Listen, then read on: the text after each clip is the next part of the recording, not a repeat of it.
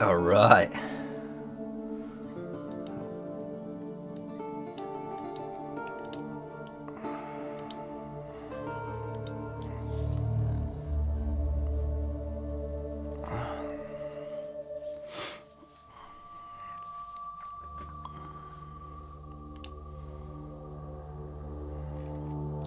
$30. Let's go. What's up, Wild? How you doing, man?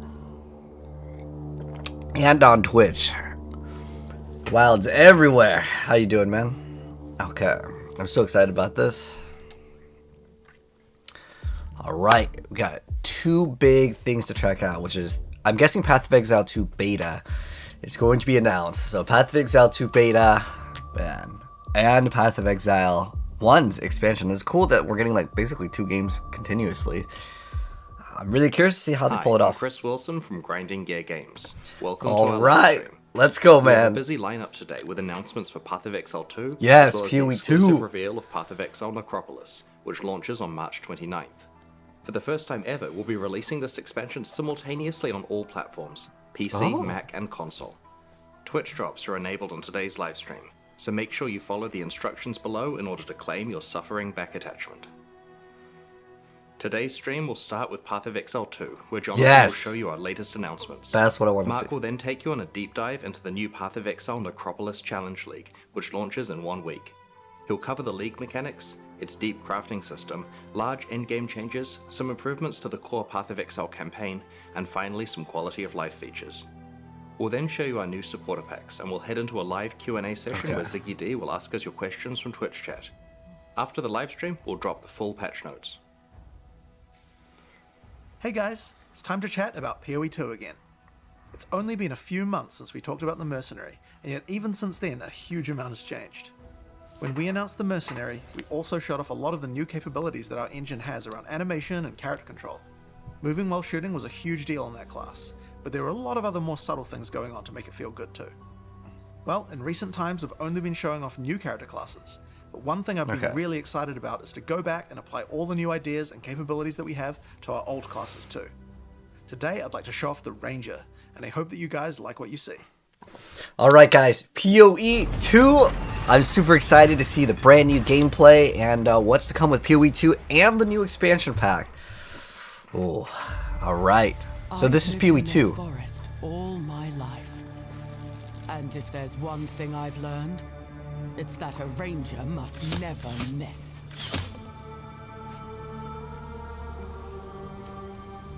A beast will hunt you, but it is the cruelty of man I fear.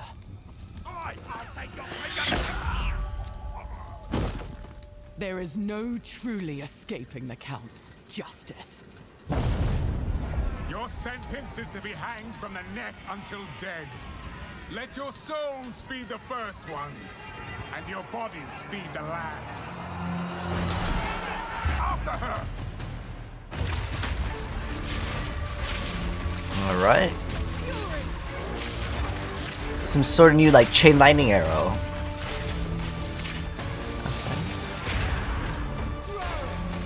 Explosive arrow right there. This exile has changed me. No more running. No more fear. You won't get away this time. The Executioner. Well, so you can hit like really hit stun bosses. End to this madness. I'm guessing that's shock effectiveness. Oh no, that was something else on the top left. Wait, you have mounts? Or is that like an ascendancy? Wow, we're seeing so much.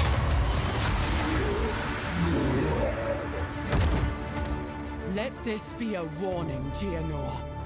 I'm coming for you next. Alright, that was a pretty cool intro. So yeah.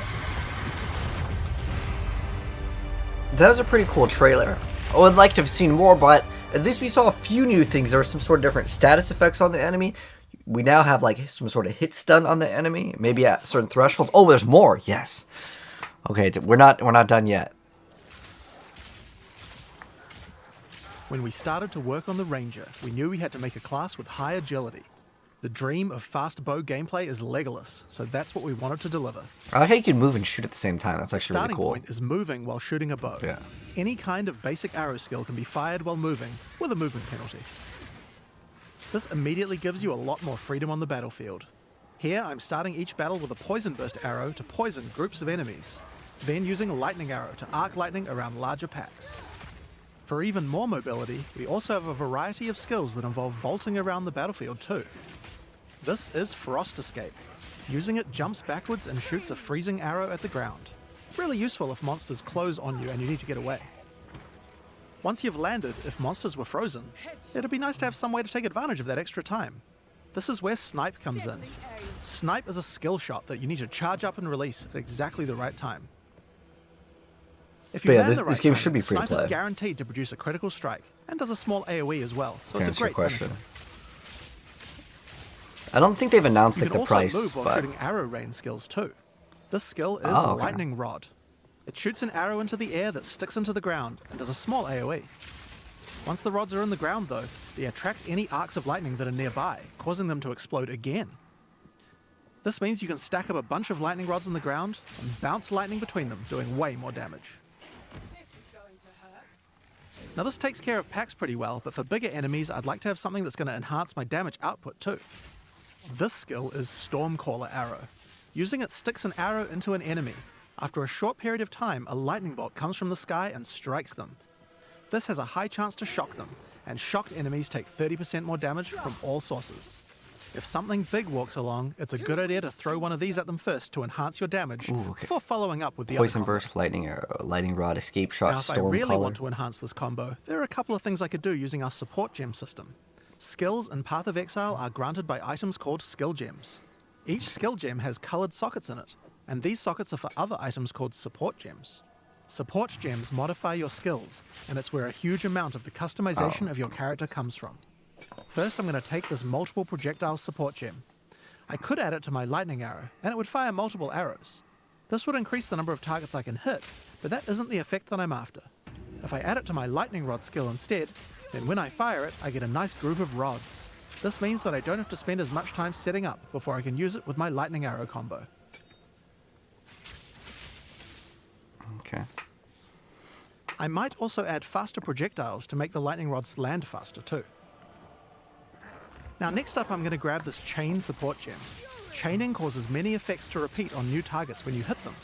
If I add it to my lightning arrow, it will cause the arcs that come out of lightning arrow to strike even more targets, rippling along my line of lightning rods for huge amounts of damage.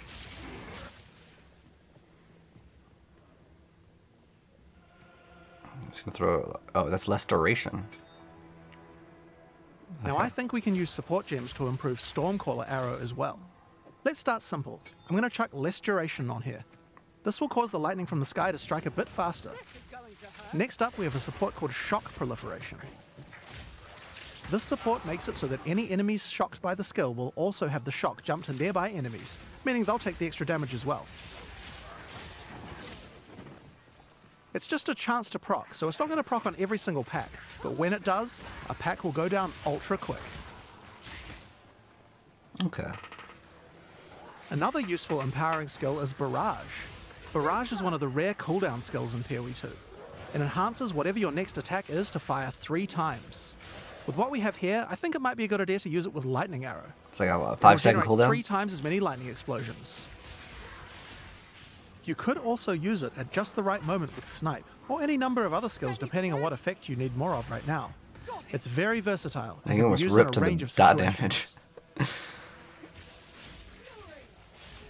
Now, even as mobile as the Ranger is, it's still very useful to slow monsters down, and a Ranger certainly has quite a few tools to do this. If you're prepared to get up close and personal, we have a skill called Electrocuting Rod. First, jump over the enemy and shoot it into them.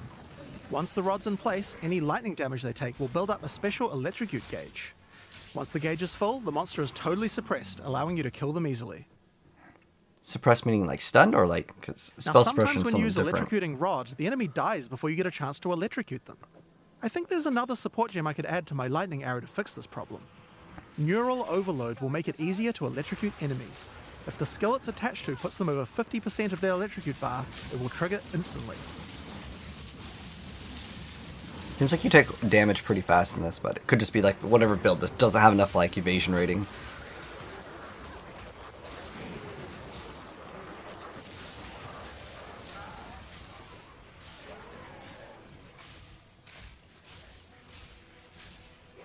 Now this skill works really well for suppressing a single large enemy, but I'd like to improve my crowd control ability for groups as well. I'm going to add a support gem called Frozen Nexus to my Frost Escape. This makes an area of chilled ground around frozen enemies.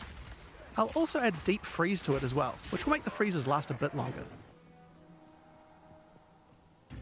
Now when I use my Frost Escape on that front enemy, others nearby are slowed down. Vine It would also be good arrow. if I had a way to slow enemies down when they're farther away from me as well. So this would be a great time to start getting into the ranger's poison and plant-based skill set. To start Plant? with, let's have a look at Vine Arrow. This is like This skill fires an arrow roots into them? the air that creates a small plant. or where it slows, I lands. guess. The plant sends out tendrils to nearby enemies, slowing them down and poisoning them. But it does have another function too. If the plant gets further poisoned, it transfers that poison to the monsters it's attached to. That's cool. It's like a Normally, combo. you would only be able to get one stack of poison on a monster at a time, but you can put as much poison as you want on this plant. You could just use the plant to slow monsters down and not worry about the poison part. But if you want to go all in on poison, this is the way to do it. Okay, Now, if you 'cause do want to focus on poisons more, in another PoE useful 1, you skill could is just stack as Poison much Balloon poisons as Arrow. possible, right? This skill creates these plant pustules on the ground. If you wait a little while, they'll explode. Just like Toxic any rain? other plant skill, these plants respond well to poison. Shoot the poison burst arrow at enemies nearby and watch your plants grow more and more powerful. Poisoning the pustules causes them to do much more damage and makes them explode much faster as well. Reminds me of like Hydrosphere. I wonder if there's like, I can sort of also internal add cap per pierce second. support to poison burst arrow. Doing this will mean I get multiple poison bursts as it goes through each monster.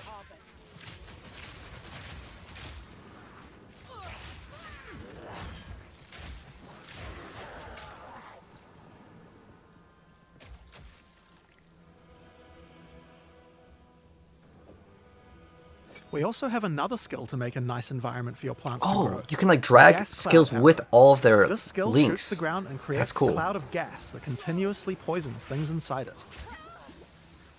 Throw your plants down, then put a gas cloud on top. The constant poisoning will make them grow.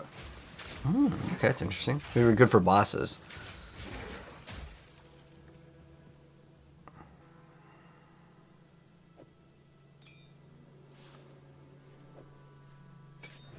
Another poison-related skill we have on the Ranger is called Plague Bearer. This is a reservation skill, meaning it uses Spirit.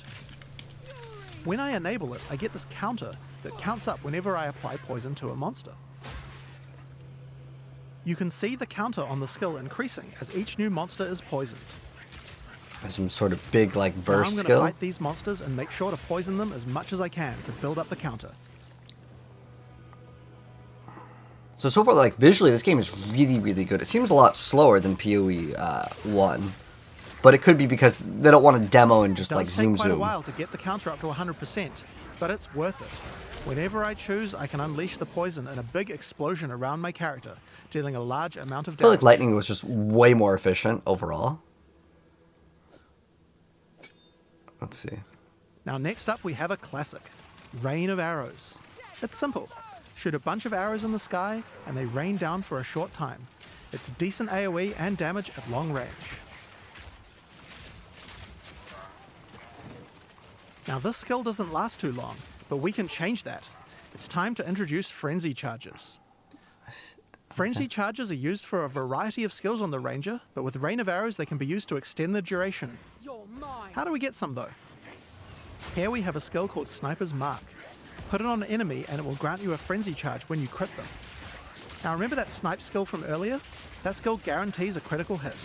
So first we Sniper's Marked an enemy, then we sniped them. And after that, the next rain of arrows will last a really, really long time. Oh, okay. So good for bosses, I guess. We still have some weaknesses though. While Rain of Arrows hits enemies with a ton of arrows, each one doesn't do much damage individually. It would be nice if we had a way to break the armor on enemies so that Rain of Arrows dealt more damage. Thankfully, we have this Corrode Armor support gem, and we can put it on our Gas Cloud arrow. Corrode Armor causes poison to erode the armor on targets until it's all gone. This will significantly increase the damage that Rain of Arrows does against armored targets. Oh yeah, and one more thing about gas clouds. They can be detonated with explosions. I have an explosive arrow here. that's pretty Let's check cool. it out. That's awesome. Now we have some sort of synergy. This is big. This is like, what was that game called? Spellbreak, where you get to combine different elements and stuff. This is cool. Now, because monsters and gas clouds are likely to have their armor broken, I think there's another useful combo we can do. This is an exploit weakness support. This support provides extra bonus damage to targets that have their armor broken. Perfect for what we have going on here.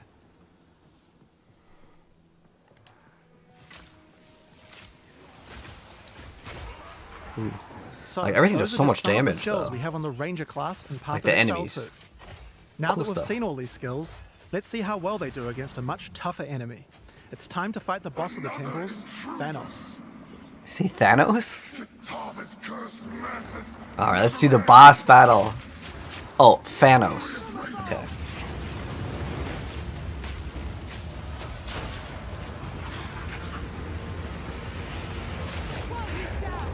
Okay, so see how this works. So they get stunned for a little bit. It looks like that little bar is filling up.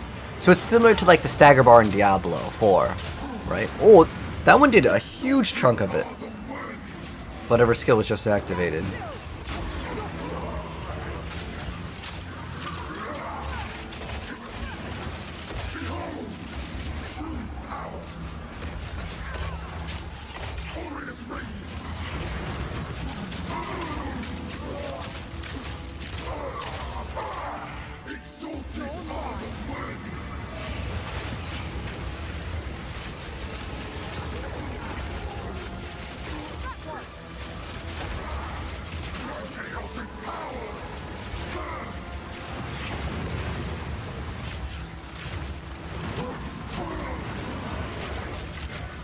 Oh, so he has like these two balls and he looks like he kind of like moves them.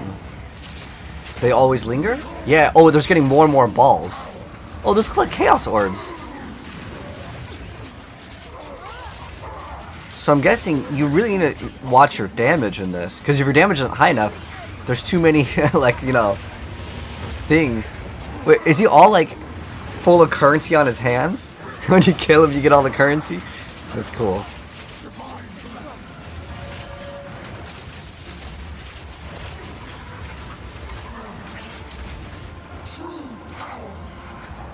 So with all these like little projectiles that you need to dodge, I'm wondering how effective is mobility going to be? Like, 'cause it seems like you definitely want to have a lot of mobility on lots of characters.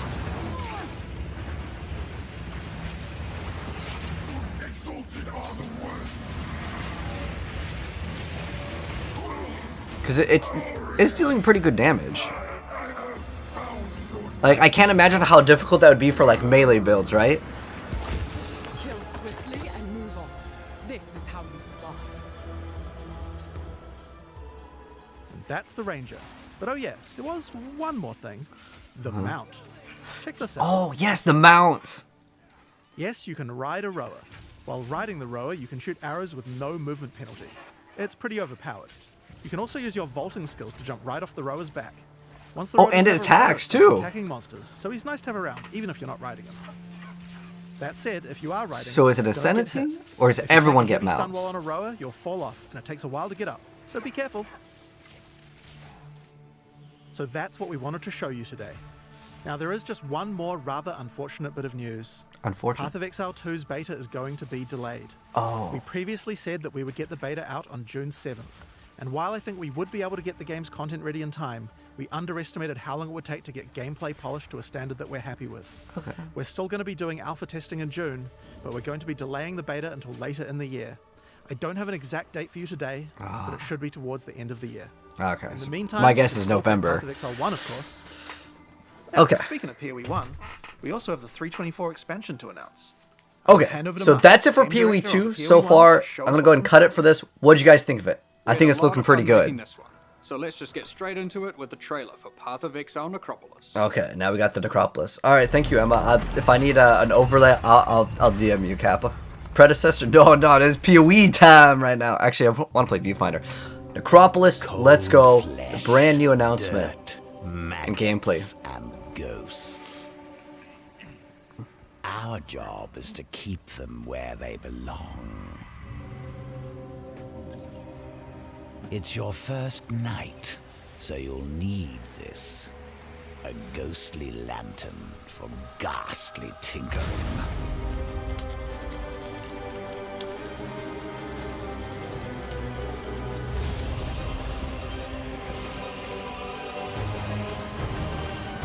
Looking for those new bosses or new skills. You learn to 200% increased rarity. of the dead. Okay. You'll learn how to twist them.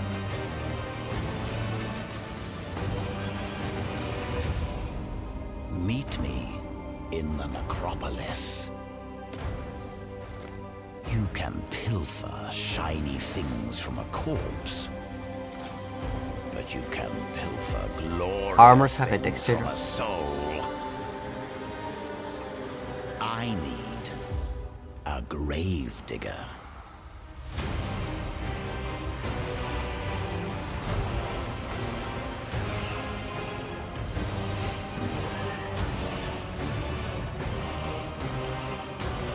Oh, you can... That's pretty cool.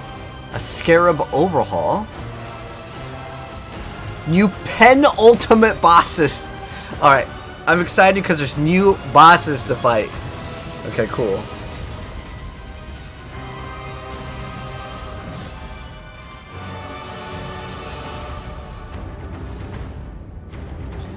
I wonder if that thing can like shotgun and overlap, because that could be pretty hard for melee classes. What do you say? Alright, well that's looking pretty cool In the so far. Necropolis League, you will encounter Undertaker Aramor, a man collecting the scattered spirits of the Eternal Empire for a mysterious purpose. These spirits have begun to haunt the monsters of Rayclast, unleashing their ancient fury and sorrow onto the world. The Undertaker will provide you with the Lantern of Aramor, a powerful family heirloom which can illuminate the wrathful spirits haunting monsters throughout Rayclast. With it, the Undertaker hopes to employ you to rid Rayclast of this menace, and further his cryptic cause. The lantern can be used when entering any new area. When peering through it, you can examine the spirits haunting that area.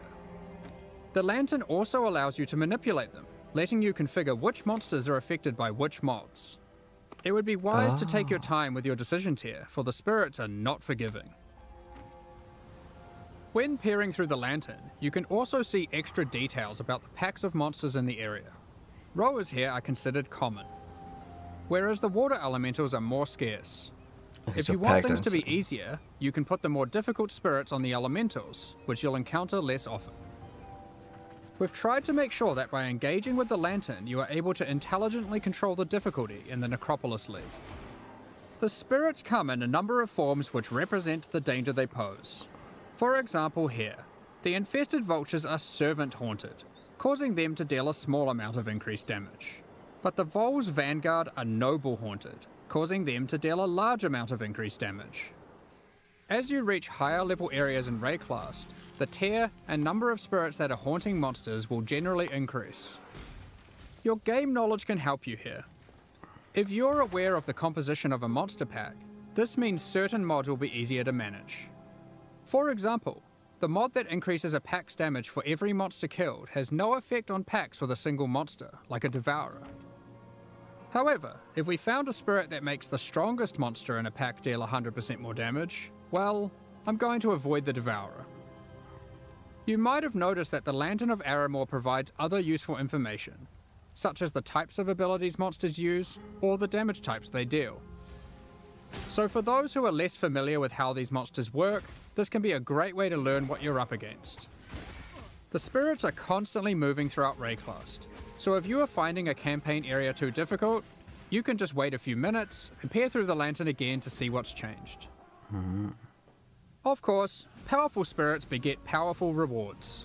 There are two reasons why you might want to face a challenge now and then. Firstly, not all the spirits are malicious.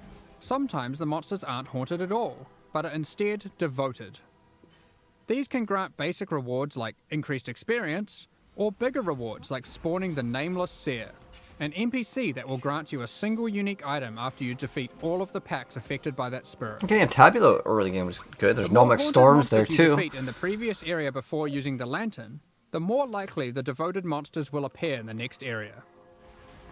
Monsters haunted by higher tier spirits will increase the chance of the devoted appearing even more, meaning that sometimes it's worth putting the hardest modifier possible on very common monsters, if you're brave enough. Again, we've tried hard here to allow players to customize the danger and rewards as much as they can. Aramor is an Undertaker, and you can probably guess what we're taking to him. The second main reward from the Necropolis League is monsters with unresolved anguish.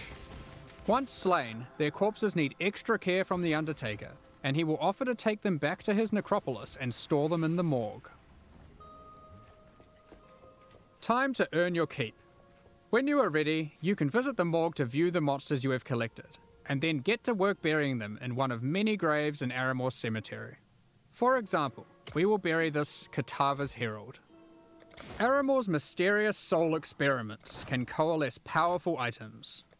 Here I've chosen to create a pair of boots. Of Lunaris, heal your pains and aid this soldier, so that you may grace them with fleetness. These boots are useful for my character, but aren't exactly what I hoped for.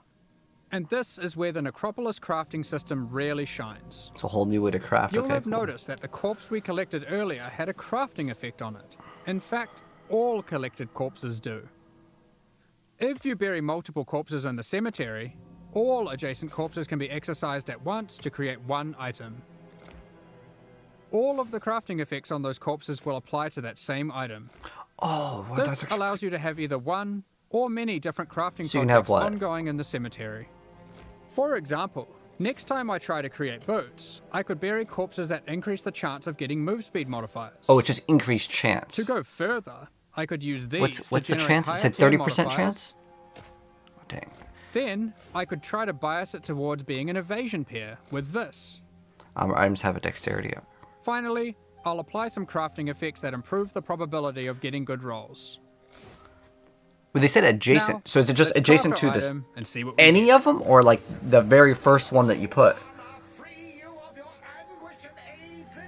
I think that you could put all of them. Because I thought like they have to be touching it so you could get 8 stats total. As you Like can see 8 now, we have a crafting much things. better pair of boots, forged from the souls of our enemies.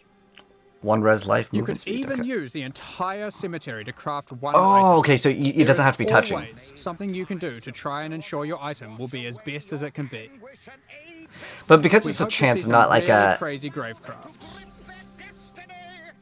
If you are lucky, you deterministic. might find corpses with meta crafting modifiers. Let's These see. can be buried to manipulate your crafting projects in more drastic ways. This one increases the potency of all crafting effects of adjacent undead corpses.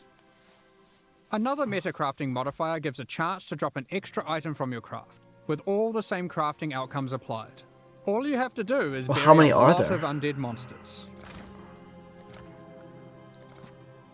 May the ferocity of Throldana free you of your anguish and aid this soldier, so that you may shield them from harm. You can also craft new unique items exclusive to the Necropolis League using this system. As you explore Julian Raid uniques, class, you might cool. find the corpses of famous Eternal Empire families. And when you bury an Julianis? entire family together and exorcise them, they will thank you with a unique specific to their lineage. As long as we can trade these items, that's all that matters to me. For example, the Navalius Inheritance Belt. I'll give you a moment to check that out. Increased effect per level, reduced flag factor. Oh. You can use other corpses Didn't go alongside them stop to time. grant implicit mods, manipulate the values of explicit mods, and more. In this case, with the Parandus Pact, you can even change the modifiers it generates. This unique is a jewel which adds extra stats to passive skills in a radius when socketed into the passive skill tree. The stats it adds are randomly generated, but you can bias it towards a specific type by using other crafting effects, such as this one, which increases the chance of getting life modifiers. Let's see what we get.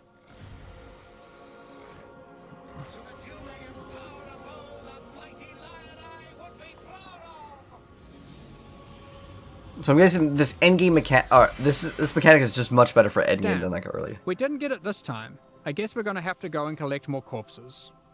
And that was like collecting the whole course, family. You can trade the corpses away to other players. Okay. All you need to do is purchase empty coffins from the Undertaker For and 1 use them on your chaos? corpses in the morgue, which will itemize them.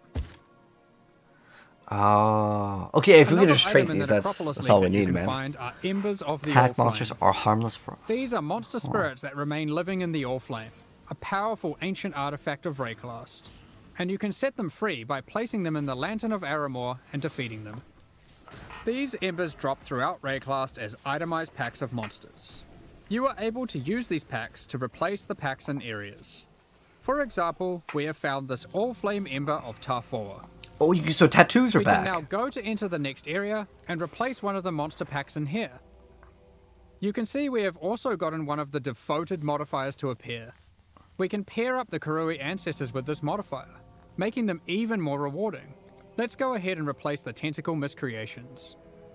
So it's a one-time However, use? When replacing packs, you want to double check their density, as the new pack will inherit the density of the replaced pack. The Karui ancestors we have now added to our area can even drop basic variations of tattoos. If you aren't just aware, basic. this is an item type from the Trial of the Ancestors League, which can be used on Oh, passive that skills to plus change one what they to do. projectiles or plus to skills. There are many different types of itemized packs. But I don't You know if can that would find Breach exist. and Legion monsters that drop splinters, untainted packs that provide insane amounts of experience, and even simple frogs, which can be used to replace difficult monsters to make life easier. And of course, these Ember monsters can be raised as specters too. Finally, let's discuss how this league works in in-game maps. Each in-game map will allow you to manipulate it using the lantern on the map device UI. However, instead of randomly cycling every few minutes, it is fixed to that map. Once you view the map through the lantern, you cannot remove it from the map device, so you can't trade that map away now that you've seen it as too difficult for you, or has monsters in it that you'd rather avoid, like porcupines. We're also trying something new this time around. During the Necropolis League, there will be support for the League on the Atlas passive tree.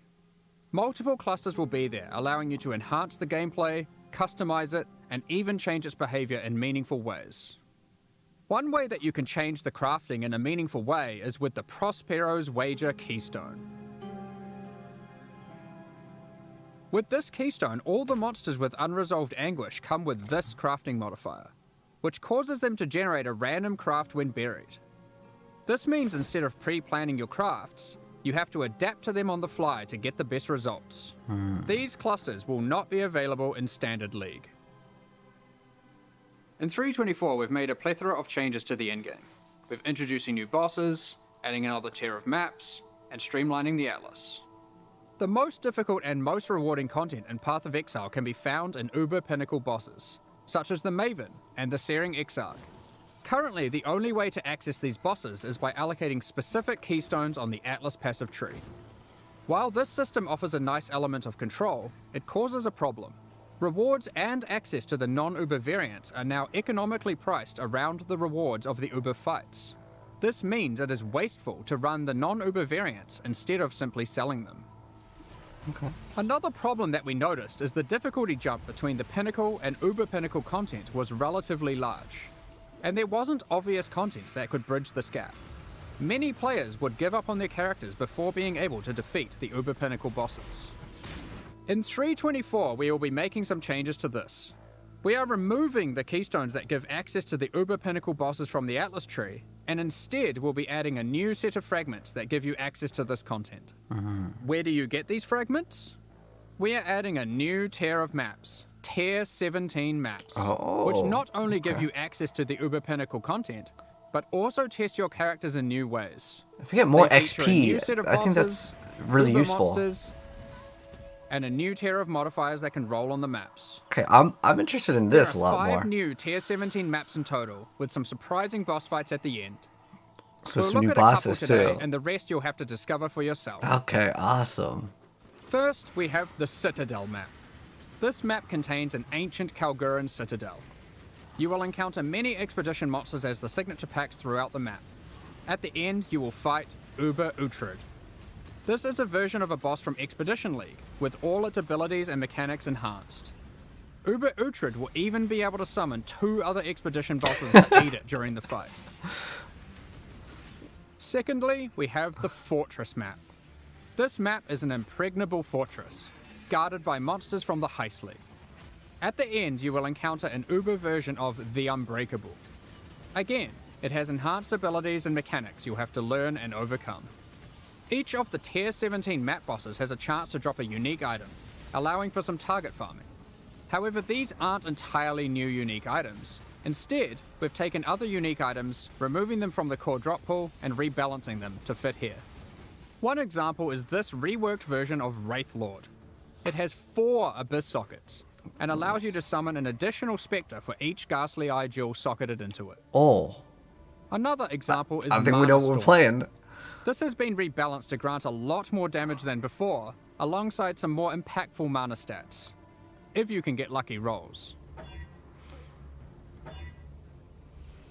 Alongside adding Tier 17 maps, we have also changed the Uber Pinnacle bosses to have completely distinct unique item drop pools from their non-Uber counterparts. This means there is a reason to farm both versions. Okay. Let's take a look at the Shaper versus the Uber Shaper. The Shaper will drop these uniques: Dying Sun. Voidwalker, Shaper's Touch, Solstice Vigil, and Dying Sun. Whereas the Uber Shaper will drop these: Echoes of Creation, Sublime Vision, Entropic Devastation, Starforge, and a new unique belt called the Tides of Time. Okay.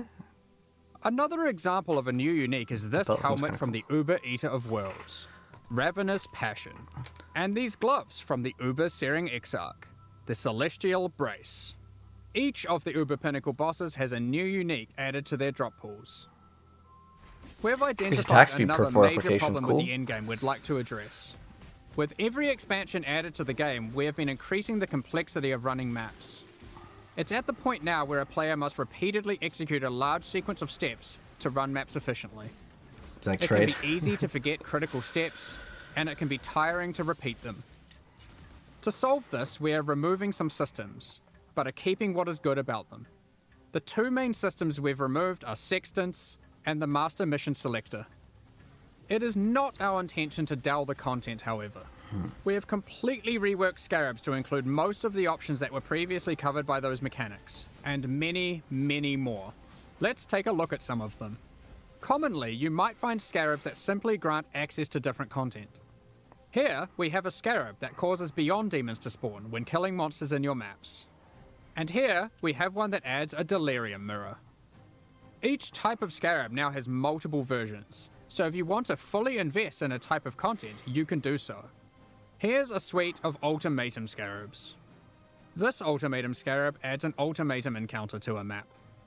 This Ultimatum Scarab of Bribing then causes that Ultimatum encounter to grant better rewards and its monsters to yield more experience. Okay. This Ultimatum Scarab of Dueling will cause that Ultimatum encounter to always guarantee the Trial Master boss fight at the end, assuming you can survive through all the rounds.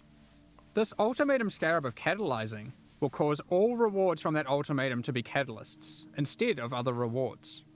And finally, this Ultimatum Scarab of Inscription will cause all catalyst rewards from that ultimatum to be inscribed ultimatums instead. There are plenty of others. If you enjoy divination card farming, you might want to use these. This Divination Scarab of Curation causes more divination cards to drop for each different favored map you have selected. But it also causes whatever map you're running to only drop divination cards from those favored maps. So if you want to try and aim for your Mage Blood and don't want to just farm Crimson Temple, then this Scarab is for you. That's pretty cool. This I like Divination Scarab of Completion causes your divination cards to have a 20% chance to drop as a full stack instead, for maximum dopamine. That's gotta be worth so much. Basically, there are now just a lot of Scarabs. You might have also noticed that they no longer have tiers. Scarabs are now all world drops. You can get them anywhere. Oh, that's awesome. Some you might can start, be rarer than others, but the intention is that there'll be a lot more options than before, and more Start early, interesting awesome. combinations to consider. If you want to target specific Scarabs, Betrayal has been updated to include most of them, and you will need to relearn which ones come from where. While this system is allowing you to heavily invest in one type of content, it is reducing your capacity for variety. To address this, we have massively increased access to content on the Atlas passive tree. You are now able to reliably get different leagues like Breach or Legion from just your Atlas passives. Okay, that's cool. Regarding master missions, content such as Incursion, Delve, Betrayal, and Bestiary, these too are now accessible with Scarabs, and have more reliable investment options on the tree. Not only this, you can now get Jun, Einhar, Alva, and Nico to appear together in the same map. We have also removed some keystones such as Wandering Path, Grand Design, and Growing Hordes, but have added some new ones too. For example, Unwavering Vision, 20 Atlas. Wow, that's basics. huge. I think we rushed that immediately. and Thorough Exploration. Affliction Whisper. Oh, okay. And That could we be have pretty added good. some new notables such as Remarkable Relics, Excuse me. which allows you to try find better variants of Scarabs. I'm not sure what we're going to be playing yet, to be honest. I want to see the Mounting new modifiers, uniques first. Which increases the values of modifiers on your maps by 2% for each explicit modifier. And Tainted Carapaces, which is just one in a set of many that allow you to target farm specific types of Scarabs. These are just a few of the many new notables that can be found on the Atlas passive skill tree.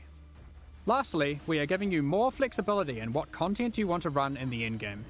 In 3.24, you can now have multiple copies of the Atlas tree, which can be swapped between maps at your leisure. You can unlock up to OPMF 2 extra trees for a total of 3 by That's cool. progressing through the endgame and completing core content. That's good. When So if you want to open a swap map, to you can like, select which scarabs tree or you not would swap. like to use. Okay, cool. For a given league, you'll never feel constrained to playing your endgame a single way. That's actually You can really also good label for your trees to easily identify quality which of one has life. which content. retention All rate this for players. combined, we're hoping to see new endgame strategies shine through. That was a really huge While thing. playing through the campaign in 3.24, Ooh. you'll notice a myriad of small improvements and surprises. The fundamentals of the campaign are still intact, but we've scattered fun encounters and secrets throughout Rayclast. The Dweller of the Deep has been trapped. What are these ritual shrines doing in the northern forest? And why are they giving me omens? Okay. This device looks safe. I should definitely use this on my items. There are plenty more encounters to discover. We'll continue Okay, so there's adding some more new surprises stuff. in future releases. Okay. So keep an eye out. In the previous expansion, 3.23, we released a large number of transfigured skill gems. These Oh, are that's what I'm alternate excited about, the versions of new existing skills. skill gems that function in very different ways, allowing for more build and gameplay variety. At the time, our aspirations were higher than we could achieve. We planned more gems than we could make. So, in 3.24, we're adding another set of transfigured gems that we have now finished.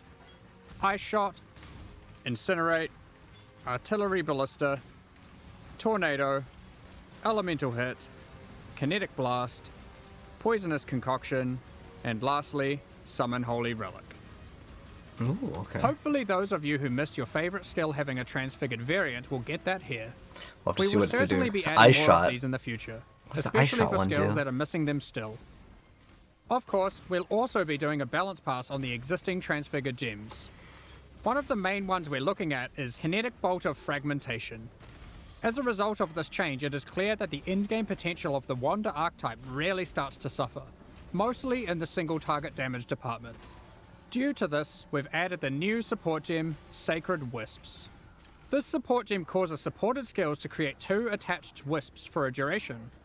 With these wisps, whenever you attack, they have a chance to also use the same skill, if you have enemies in your presence.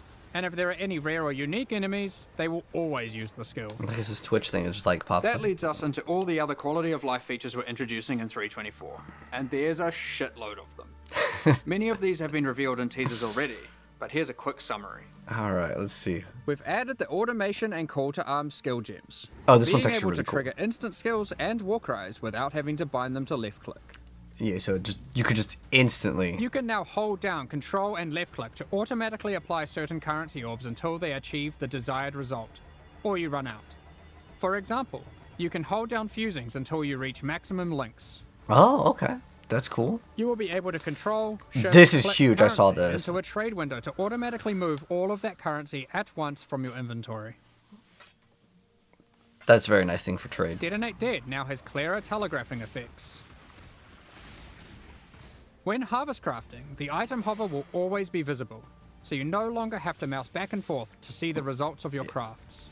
That's good though. When you use a Val Orb on a map, the map no longer has a chance to become unidentified. Unless you're a streamer, then you Instead, kind of it want adds a to new have it implicit. be a surprise. We've created a set of implicits that affect the areas in fun ways. Related to that, corrupted and mirrored items can now be identified. Breach hands now open upon approach, and no longer need to be clicked. Upgrades to Pantheon powers now apply to all characters in a league. You no longer need to grind divine vessels on each new character. That's good. With Well, harvest there's crafting, you some can now builds where you re-roll don't over want the Elder actual fragments. thing.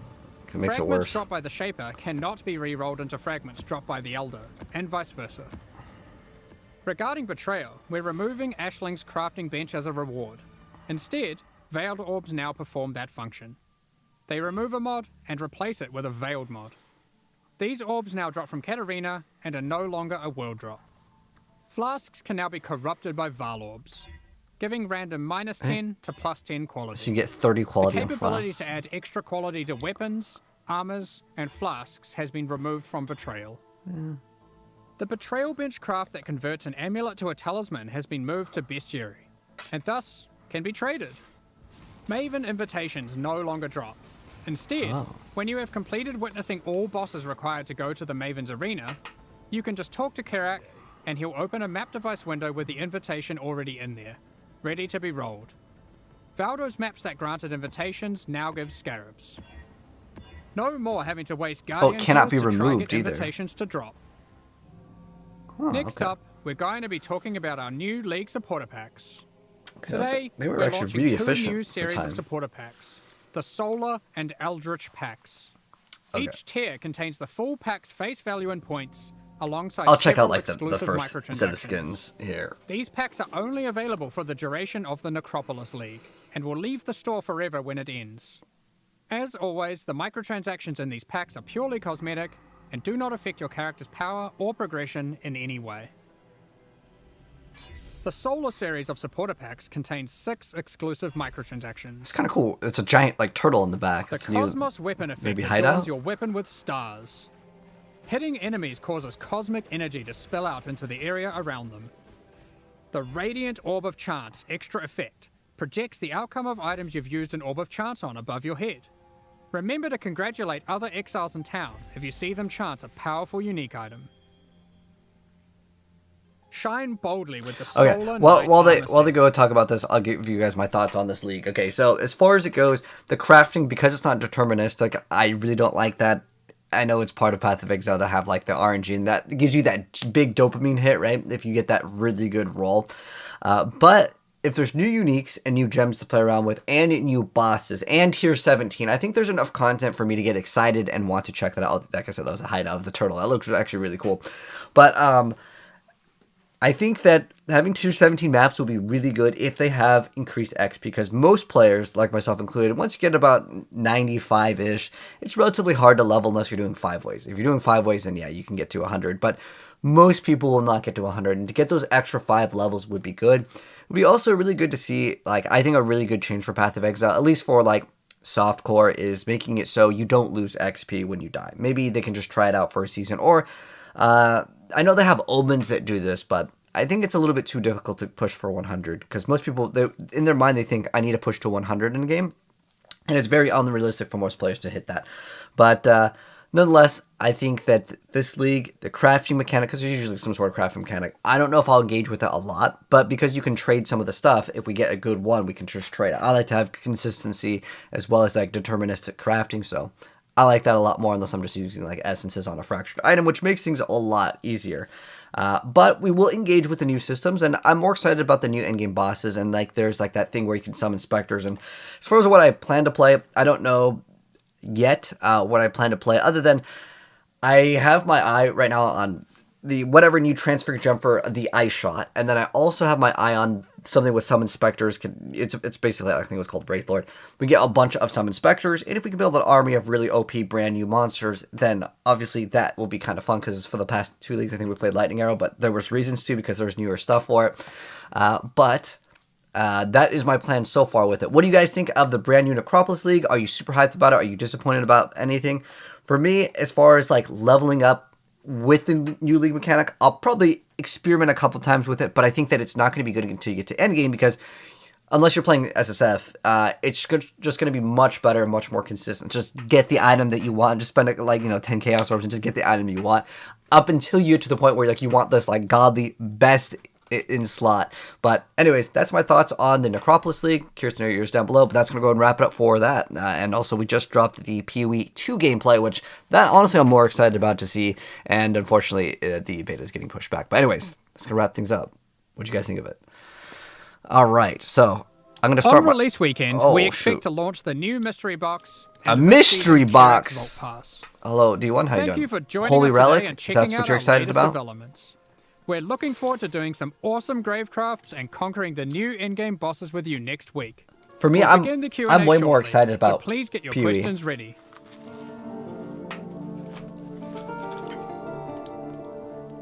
Way more excited about PoE 2.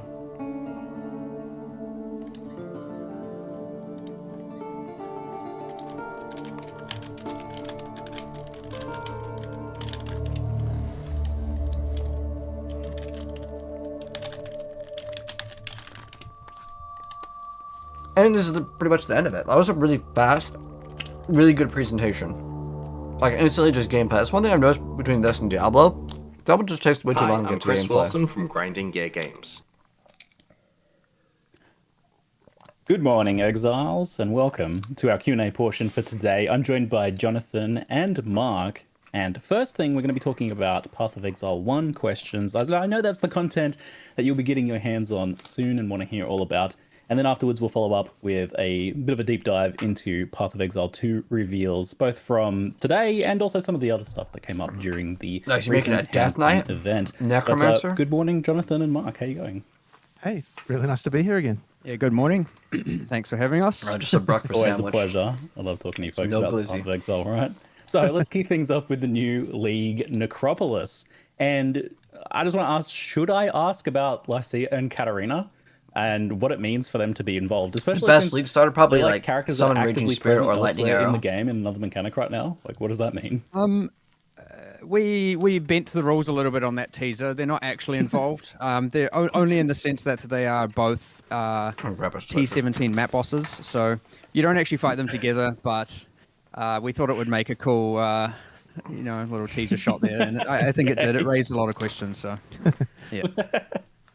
Yeah, I was like, okay. I was like, we're just doing some timey-wimey stuff. Oh, they both kind of like deal with death, so there's a bit of a connection there.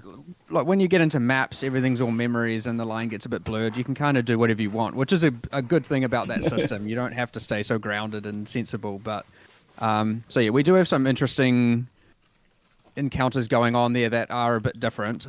But it's again, the maps allow us to kind of detach from the groundedness of the world and the rules of what's actually happening in there. It looks like there's a lot of boss stuff coming this league. Is that all focused in the new T17 maps, or is there some with the league mechanic itself as well? No, we focused the monster development this time round on the T17s instead of the league. So there's no new bosses in the league, but there are some reuse of monsters through like the All Flame Embers and whatnot, but not bosses. And then, we put all our boss development towards creating these T17 bosses, as well as the monsters. Like, there are quite a lot of actual interesting monsters in the T17 maps as well. Like, I don't know if people saw, but you can get Brutus as just a monster. Like, he's not a boss. There are packs of Brutuses and, various other monsters throughout the non-notable ones, which will be quite interesting to see. You'll probably find a rare Hasted Brutus as a whole different level compared to even the Brutus map boss and whatnot. So. Yes, we experienced that last league. You already watched the Path of Exile 2 trailer, Kevin? Who empowered that boss? I don't know if they're going to show more off, but there's some small gameplay in the bottom. We'll kind of change my order of the day then with the tier 17 maps. So there's 4 of these, was there? And they announced it's getting pushed back too. We've got the Ziggurat map, Sanctuary map, Fortress map, Abomination map, and Citadel map being the 5. And these are like effectively Uber maps, but we kind of also had Uber maps last league in a different way with the community made maps as well. But this is a whole different system, right? Yeah, this is different. Obviously, the Valdo's maps come with a little bit more craziness going on. There are custom mod pools on these, and there is a little bit of overlap, but nowhere near as crazy. Like you're not going to roll the like mod that sends you to the Void League or anything like that. That's exclusive for those player-made ones. But yes, this is a new tier of difficulty. It is expected that they are hard, for sure, but I'm sure some of your questions get into some of that, so yeah, I'll explain them as it comes. So these are the primary vehicle now for getting like the Uber fight keys. What led to the decision to make them come from a tier 17 separate map thing like this instead of from the boss, which I guess was the more expected, like you would get an Uber Maven key from Maven? Like, okay, like let's say let's say it was from Shaper, and to get Uber Shaper, and you kill your Shaper, let's say it was even once every time, and now you kill your Uber Shaper, or let's say you fail, that's fine, but eventually you conquer it, you can kill it. It's not now fun to go back and do regular Shaper where clearly you can do the Uber version. Why are you bothering with the non-Uber version? Absolutely. So unless you want a specific drop from him, it's not fun to go back. No and release just date for the PoE 2. Like a clearly lower grade they announced quality. it's getting pushed back. We instead went with it going a different way, where we have something that is ideally in between those 2 points of difficulty and has random variants. Like you'll find that some of the tier 17 map bosses with certain mod combinations are probably even harder than the Uber pinnacles. Depending on your character and all of those variables there. I wouldn't say that's going to happen. That's pretty entirely crazy. Consistency. Harder than the pinnacle bosses. It'll be occasionally the case, but it certainly isn't fun to just be like, in order to do Uber Shaper, I have to do this content that I have clearly proven capable of doing. Yeah. And just repeating that over and over. Super sense. I see. Yeah. So it's for the people who want to farm their own ones. They're doing content that is up to their challenge level, basically, because the regular boss wouldn't be anywhere near that. Yes, correct. Yeah. Right on. How do you get the tier 17 maps though? So the tier 17 maps, they're when you get super more rare. void stones, it has a chance to convert tier 16 maps that drop. The more void stones you get, it becomes multiplicatively higher. But there is a kind of diminishing returns on that. So it is quite probable to convert T16 maps like the first one, and then as you get more T17s, it becomes less and less and less.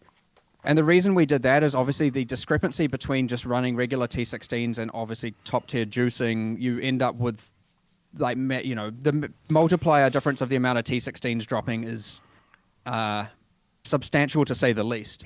And we didn't want it to be that we have to balance around the juicing with respect to getting T17s. We wanted to be that more accessible across the board. And so... yes, we added a kind of diminishing return. So, like, your first one might be quite probable, the next one's less, and the next one less, and then you're not going to get, 20 T17s in one map kind of thing going on. Right. It is also worth noting T17s cannot drop T17s. They are not self-sustaining. The intention is that you are still kind of doing T16s and occasionally diving into T17s. Okay. Unless you want to trade, of course, in which case, the world's your oyster. I don't know. So I saw they have their own new mod pool. And we saw things, one of the mods I saw was Ray Monsters remove 10% life, mana, and ES on hit. The mana removed on hit seems to break a lot of builds in particular whenever that sort of thing comes up, as mana is generally a pretty finely tuned system in Path of Exile. And it gets me thinking in general about mods like 80% reduced recovery and things that disable auras and stuff like that. And it feels just a bit not too dissimilar to monsters just being immune to your build, right? So what's the intention behind those sorts of modifiers in maps? It certainly was the ideal dream back when, that there are a lot of modifiers that can't be done by every build and you'd re-roll them and whatnot. Now, obviously, in the context of T17s, you can't re-roll them. So this really is... you can't re-roll T17s. You should either change your playstyle, take your time, be a bit more careful to do it, or you can trade it away, of course, or maybe you simply can't run it on that character and you have to maybe build a different character that is capable of doing, or more characters that are capable of doing different maps. There is one tool, though, that is in the form of a Scarab. One of the Scarabs gives you additional crafting modifiers on your map device. It isn't a common Scarab by any means. You can't just use it on every T17. But 2 of the extra crafting mods that get applied to the map device is that prefixes are disabled and suffixes are disabled. So you can pick one of those. So if you do get one of these T17s, I do expect sometimes, and you're like, I can't run it because of this modifier, you can at least use that Scarab to turn that off occasionally. So it is like one of the tools that you can use. Oh, I thought it meant like your equipment get around certain mods That'd that be might be pretty too hard or crazy you too. can't quite get through. But the general idea is that you do have to actually think about these modifiers, play around them, change your characters. It's not just a kind of We just watched it you like don't in have to out them, they PoE2, drop rolls, there was but it shouldn't PoE2 just be a gameplay. T17 is mindless, go in there and do it. Unless, of course, your build is so strong and so diverse that it can do that, which that's fine. If you want to build your character that way, then, you know, that's what the game allows you to do, and that's what we like. So, Right on. We'll jump back to the League a little bit before we move on to some of the other endgame questions that I have. But what you're doing with the difficulty control for Necropolis, where you can select which monsters get buffed in which ways, seems like a lot of what people have been asking for, especially with Affliction's launch, where we didn't have as precise control over the difficulty of content we were facing. That said, how do you weigh up giving this level of control against things like adding to the time it takes to jump into the gameplay? I saw that this is going to take a bit of time to like read through those things and shuffle the menu each time. Yeah, that's true. So obviously we like giving control. But yes, in this league, you cannot skip the difficulty. Having the control is a way to make it easier, or harder, if you want. But you cannot skip it. If you just enter the area and you don't interact with the lantern, you'll get whatever randomly generates. So you don't have to, I'd say throughout the campaign, like it is going to be harder by not engaging with it, but you don't have to engage with the league in the sense of interacting with that UI. But you will have to deal with the fact that some monsters are harder. So this is a rare league where in this case, you can't really skip it, which isn't something we do a lot. But, you know, occasionally we get back into that and try it out. Now, that being said, So you have to do the yes, league obviously we mechanic. like difficulty, being able to manipulate Interesting. the difficulty. And I think it is, and obviously the rewards as well. Now, it just needs to be the case that it is worth your time Diablo 4's from a updates are reward awesome, though. standpoint, engaging with that. If I'm that excited isn't the about it, case, we like have them. failed. Like, it obviously should be worth your time from a reward point to go, oh, awesome, I got this thing, I need to put it on some XP, I need to put it on this pack, or you get, like, you know, the pack spawns Torment Spirits on Death, I need to make sure it's on this pack. Like, there are certainly lots of positive mods that, or, like, spawning lesser shrines, right? If you put that on a very rare pack, you're not going to get very many of them. If you put it on a common pack, all of a sudden you're going to have a whole bunch of shrine buffs throughout the area, which in turn also makes it easier. So not only does this league make it harder, it also makes it easier in some ways. Now, one thing you said talking about the time, like obviously when you get to end game, which like for every map you do get presented with that UI, but because we have added the nodes on the Atlas tree for Necropolis, we have added a keystone that allows you to, well, effectively what it says is the mods are applied randomly and there are more mods, so it is harder and it is more rewarding in some senses, but you then don't get to customize it. But if someone is like, oh, I don't want to have to deal with interacting with that between my maps, you can just run the map and it will randomly do it. And like that isn't necessarily to say that that's better or worse. It's just one of the ways someone can customize their experience here. But yeah, so through the campaign, you don't have to use the UI, but it will probably be harder and less rewarding. So you should be wanting to do it, unless, of course, you just want to get to end game. Go for it. Yeah, and at end game, if you want to invest in the that's much keystone, faster. you can skip doing it on the maps themselves. If you again don't want to have to deal with it, so ideally, we've given the choice here to do both versions and play the way you want to play. I think that's really clever, using the Atlas passive tree as like a tool to be able to customize that league experience. Now I'm to the point that I'm surprised it hasn't happened before, right? But it makes It was sense if it's unavoidable. actually we were talking about trying to find a way, and we were talking about like check boxes and all that, and it's all just a little bit inelegant. And it was actually a suggestion of one of the programmers was like we could do a keystone, and then we're like, hey, we never actually do tree support for the current league. Like it's just not even a thing that we've really considered. And from there, we're like, wait, we should just do this. Like, of course we should do this. Like, this is going to be fun and allow people to do different strategies, and like, why not? So I think it is a good addition. We'll see how it actually plays, because it's the first time we're doing it, and then we may continue doing it for future leagues, or maybe it's terrible. We'll see, and we'll not do it again. Well, who knows? I mean, we think it's cool here, but we're not always right. All right. So in the campaign, the monsters you kill in one zone affect what happens in the next zone, like the amount of devoted monsters modifiers that show up.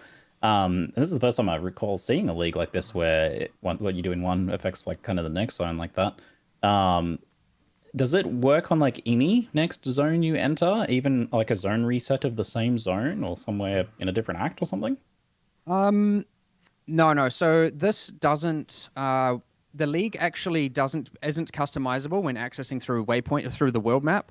Oh. Which is bit different. I mean, you might think, oh, but my blood aqueduct farming, and yeah, sure, you can still do it technically by farming from town, but we're also like, not that I know how many people even still do that outside of like, SSF tabular farming, which I still don't even know of necessarily as a strategy.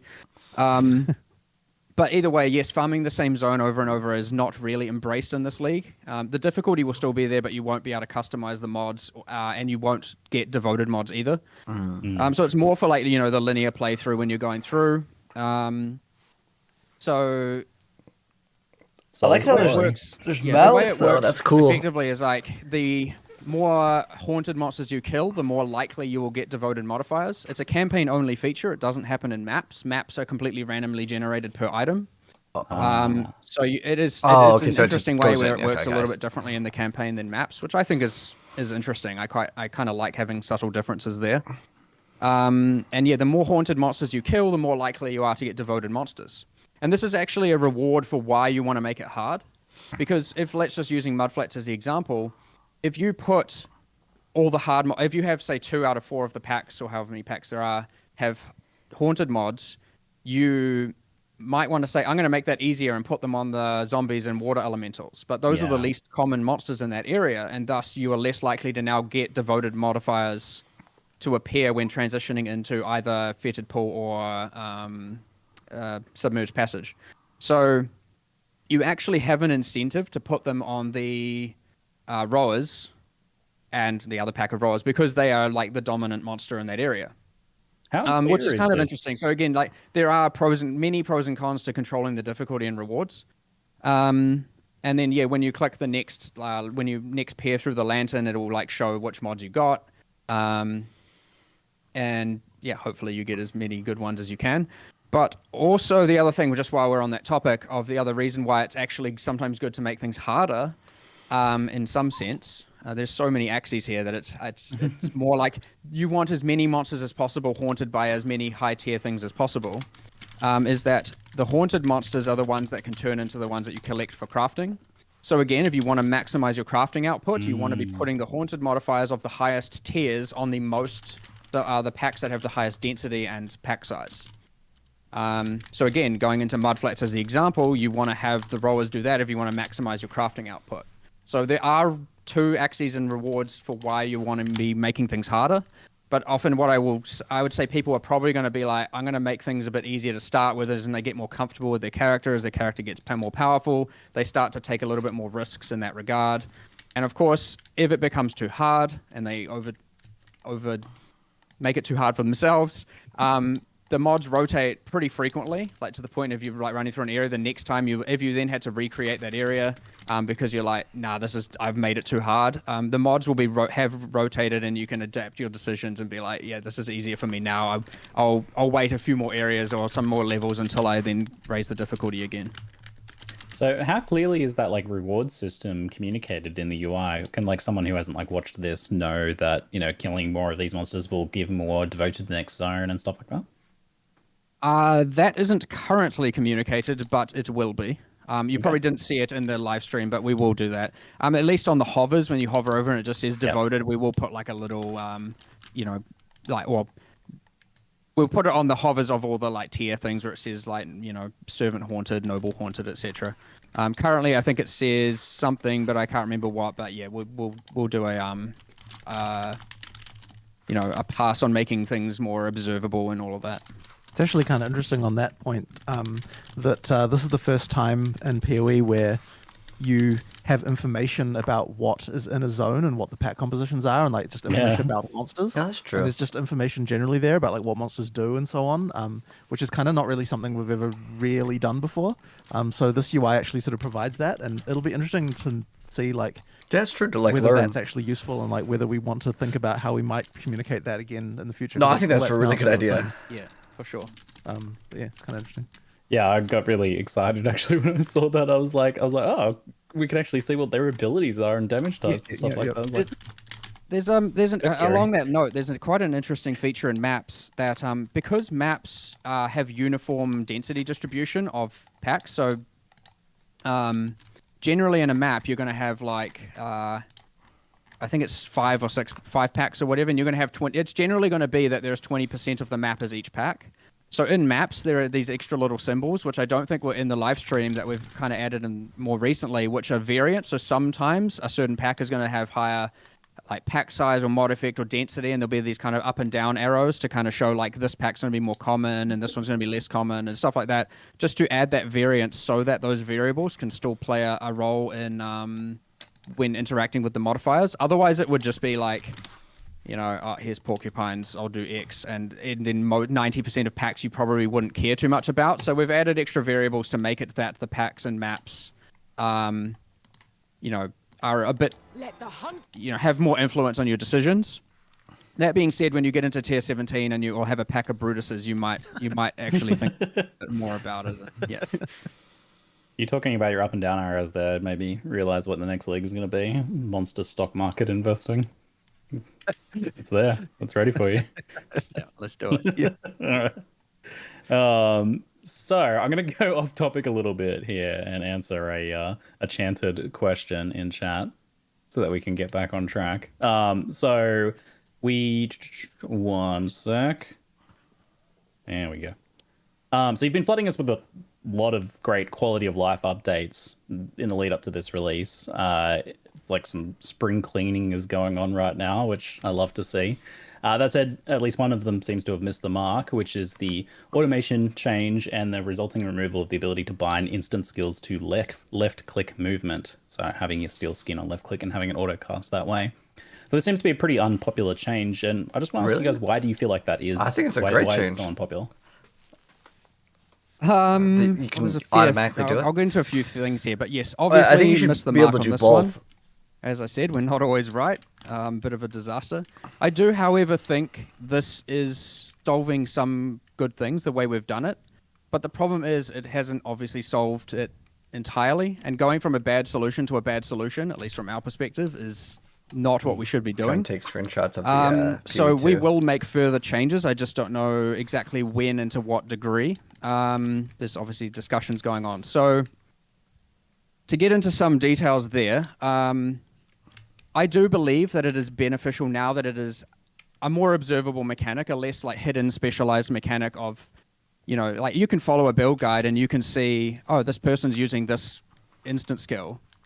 But at no point does a user necessarily know they should randomly, unintuitively bind it to left click to have it auto cast. The way that was before was just, I think, like more than anything, it just felt like such a strange, like, why should this even be a thing? Kind of, you know, like it was kind of almost exploiting a quirk in just the way that our input system was, rather than really being like an actual mechanic we decided to exist. I think that was probably where we started to feel like, oh, you know, this is like, because I remember when I was discussing with Mark, and I was kind of like, this really, like, if you tell a new user about this thing and the way that it works and why it is the way that it is, it's kind of like, this just sounds so dumb. And that's kind of why we were kind of sort of keen to change it. But on the other hand, I guess the problem, well, yeah, I mean, ultimately the issue there is that, you know, the solution is a reduction in character power due to the fact that you need to have an extra support socket, and you know, without compensation, that obviously feels really bad.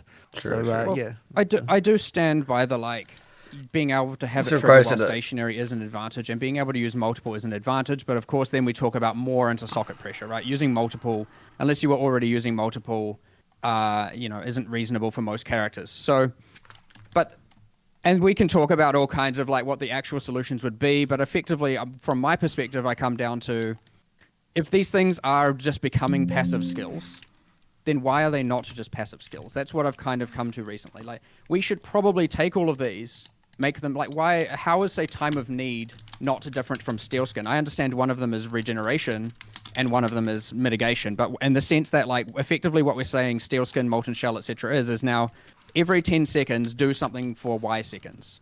which is exactly what a lot of our passives do. And so I was just thinking, like, we could move a lot of these into passives, and then what we could do is actually take what we originally intended for those skills and design awesome skills that are, because they were intended to be reactionary. And it'd be nice to actually design some stuff that is useful for that. Now, obviously, that's a longer discussion, designing the specifics of all the skills. But there are also some objective problems and balance problems that did happen from this outside of socket pressure. And I can at least cover some of them now. So I'll start with, General's Cry. Obviously nerfed by this, right? It isn't nerfed if you were to use it manually. It is nerfed automated. And when you look at it, no one's using it manually. Everyone's using it automated. And when I say everyone, I obviously mean, the majority of people. So we are buffing General's Cry, and we are doing some other things Warcry adjacent, like I think there's some inconsistencies on a bunch of unique items which have like casting a Warcry and using a Warcry, and we're making that more consistent so that more things work in that regard. But there's heaps of little nitty gritty details there. Patch notes will hopefully clarify all that. Now then there's mines, which is a big one. Now, mine playstyle, aside from the annoying having it on left click, going like tink, tink, tink, tink, tink, tink the whole time, and that just being irritating, it is certainly the case that when it is triggering all the time with a support gem, obviously, if you now want to have the playstyle of throwing heaps of mines and then moving to detonate them all at once, which is how mines are meant to be played, you could do that before, and now you can't. So to change that, we've added a mastery for mines, which the kill still does encompasses the because of sex senses. Which the mastery says your mines will detonate every X milliseconds while moving, and it will occur the moment you start moving from a stationary position. Wait, which door are you talking about, Black Sparrow? Now, the other third one I'll get into here is, bone armor from Necromancer. So, goodbye bone armor. Oh, and we have redesigned the nodes around there. Oh, okay, cool. So there's going to be something new for Necromancer. I'll see if I can remember all the details here. But there's going to be probably some patch I think notes. it's Mindless Aggression. All these notables are going to probably get renamed due to the theme change, but I'll use the old names just because that's what everyone will know. So Mindless Aggression is now multiplicative 10% more minion damage and multiplicative 20% more minion life instead of the increased damage and increased speed. This is possibly worse as a 2-pointer at like level 30, but in-game far, far, far superior in terms of actual damage output. You could argue it's slightly worse with Spiritual Aid, but I think that loss is ultimately inconsequential with the other changes here. Then there's the 4-pointer Bone Barrier, which we are going to keep the PDR stat and the what we're doing is we're removing bone armor and we're adding a large amount of minion life is added as extra energy shield, which will increase the minion survivability for the amount lost by bone armor. So that should provide a good mitigation against, obviously with the mechanic of energy shield recharging, it'll help a lot towards your minions. Like they take a bit of damage and then they have some time to get it back, and it's not foolproof, but that's fine. What you have lost is obviously the bleed removal from them. Deal with it is my answer on that one. What we actually did find, by the way, is a lot of Necromancers weren't actually using bone armor, and a lot were just using Molten Shell anyway. So I don't know how much of that is actually lost.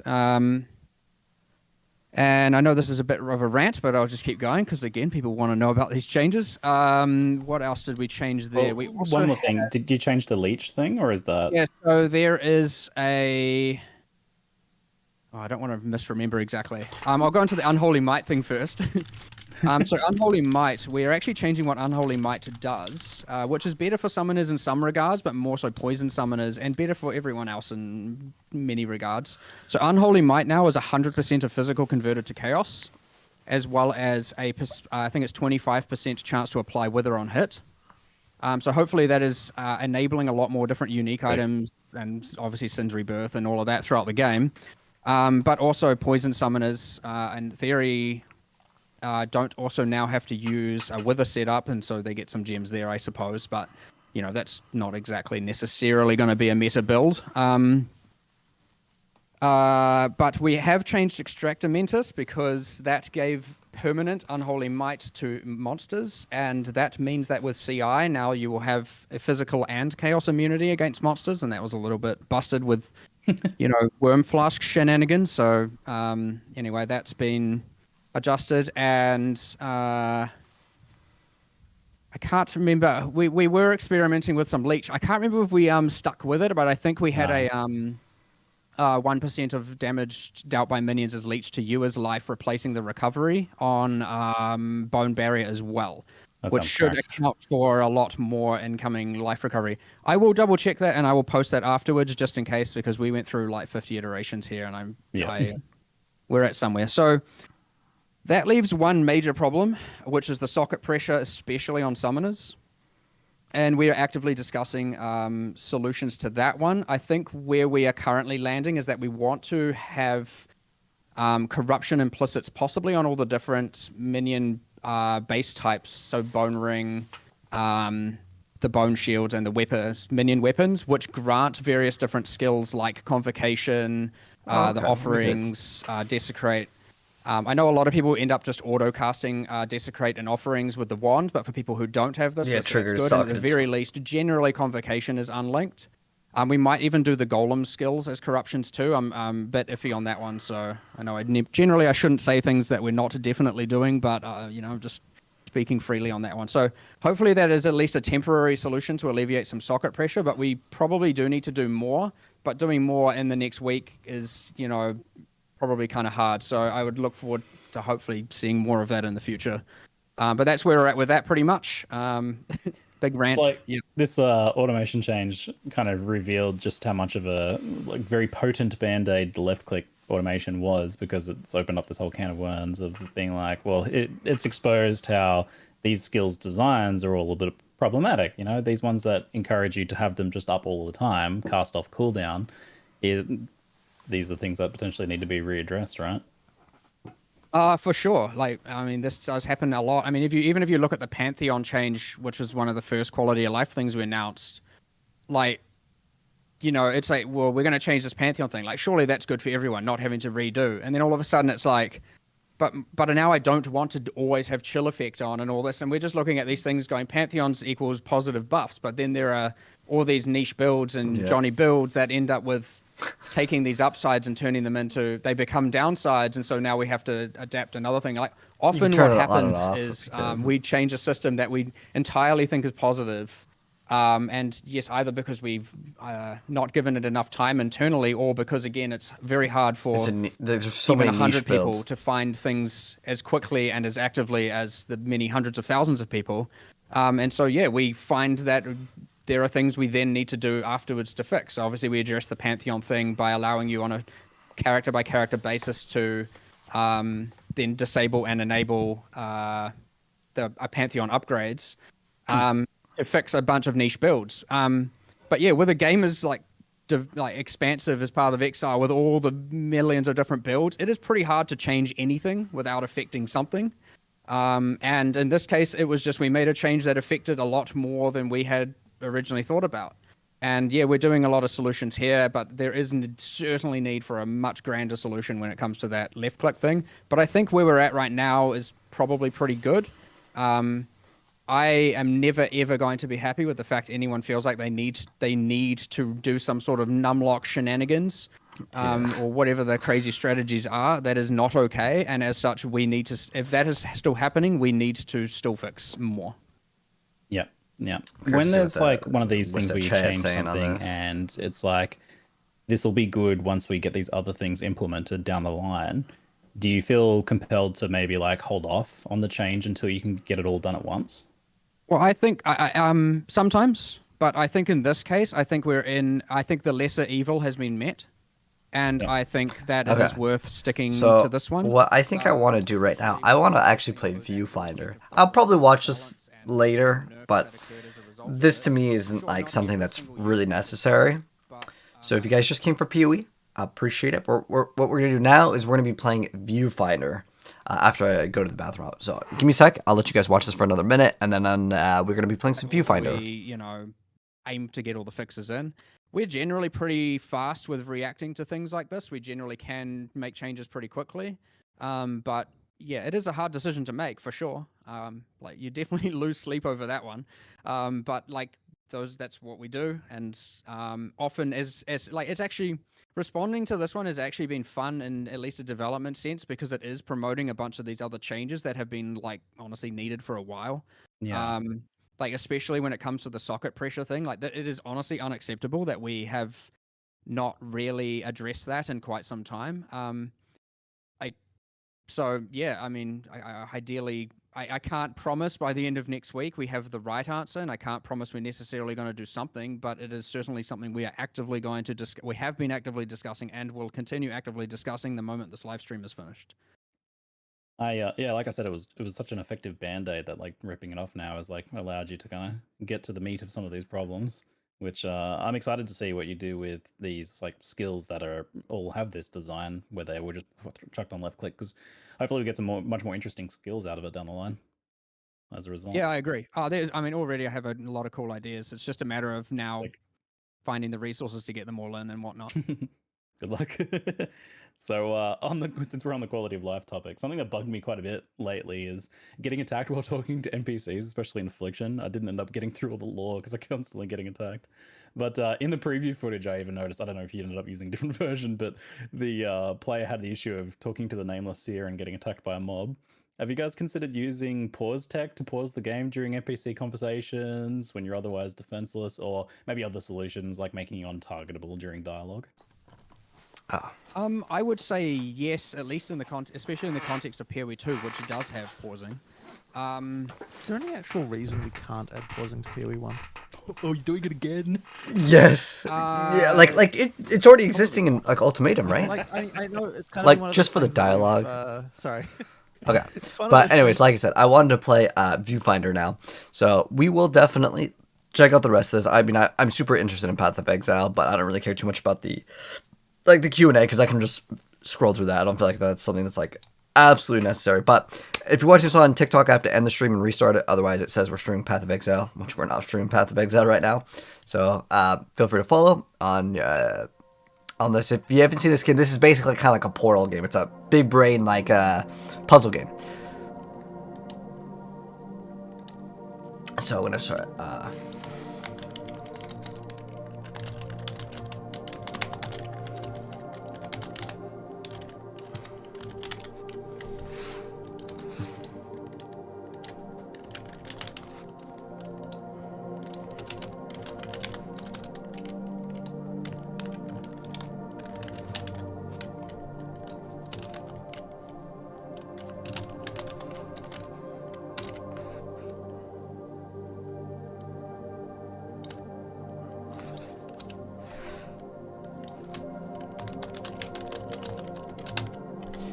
Right, so let's go ahead and start up this. I'm really excited about this game, man. Like, this game, I've been thinking about it for a while now.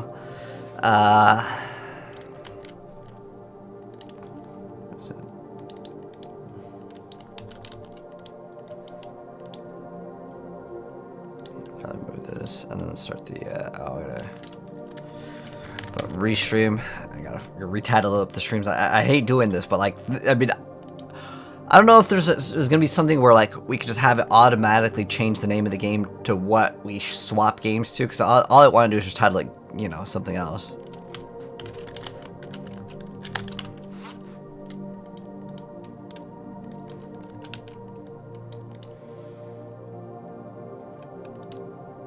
Because right now this is obviously not Path of Exile. All right, ViewFinder. There we go, save, and then we are ready to play this for about an hour. I want to play just another session of this because I enjoyed this game so much, man. It's such a nice flipster. What's this about? So if you've ever played Portal, it's kind of like that. It's like a puzzle game, but like it's big brain FPS puzzle game. That's yes, let's go. All right, I think we're ready to continue. We're about an hour in, if I remember correctly. All right. Did you know that scientists have to spend years developing a method before they're often allowed to share their work?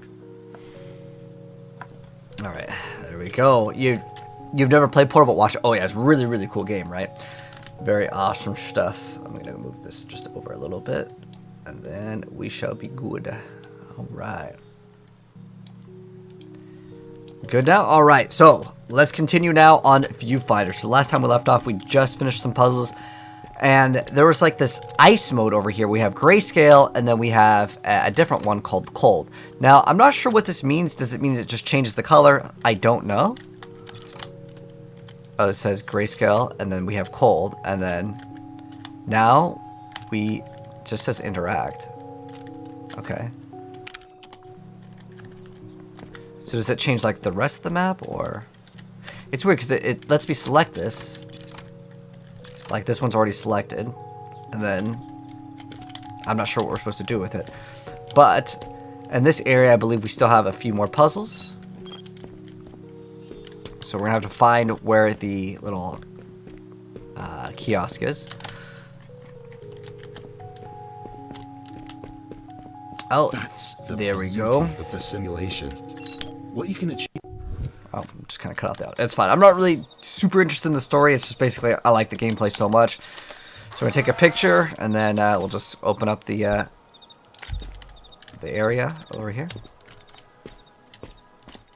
Oh, we only have one picture. Okay, so we're gonna have to probably position it in a certain way. Ooh. Ah. All right, let's rewind. Dang. So how would we... We only get one photo, too? Alright, there's got to be another photograph somewhere. Film. Oh, you can pick up film. I'm working in Aliwan's That makes it so workspace easy. today. I've exiled myself to the opposite end to keep the bickering to a minimum. It's quiet here, but a little sparse. I like his other builds more. Okay, there we go. Get back. Alright, so... we now know that there's film as items in the game. This is pretty OP. Is this just 2? Oh, that's super easy, because all I need to do is do that. And then we just put it right here. Actually, I'm gonna angle it a little bit better. Maybe something like this. I think that can work. So we just grab this, and get that battery. Boom. And then we just grab this battery. That was a pretty easy one, but... I want to see how crazy these puzzles get. As well as like the different methods to solve them. It's just crazy, man. Alright, so we have one film. Where is the exit? Okay, so... This one. This is like the same one. This one is quite complicated. No, it's so easy. What do you mean quite complicated? This is so easy. Just boom. Like I solved this in like 2 seconds. Let's go. We are on a roll, man.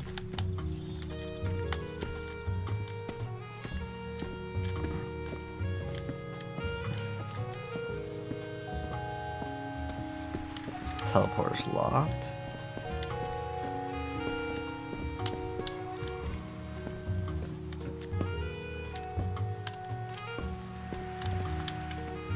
Oh, we can jump on this. Okay, so we can jump all the way to the top. I don't think there's anything at the very, very tippy top.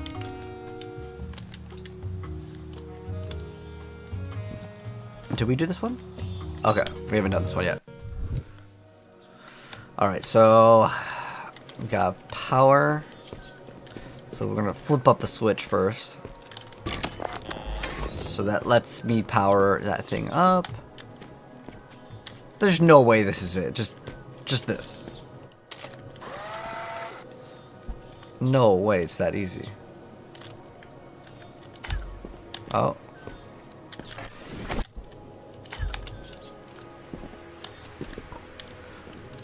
But didn't I take a picture of it being powered?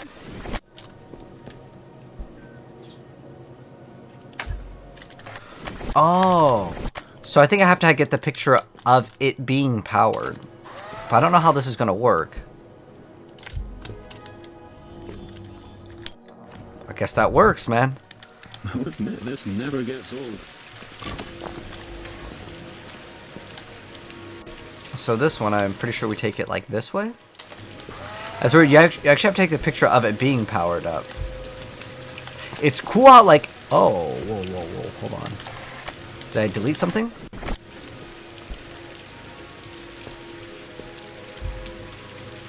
Oh, that part didn't get shown off. So you actually have to get every single piece in the picture.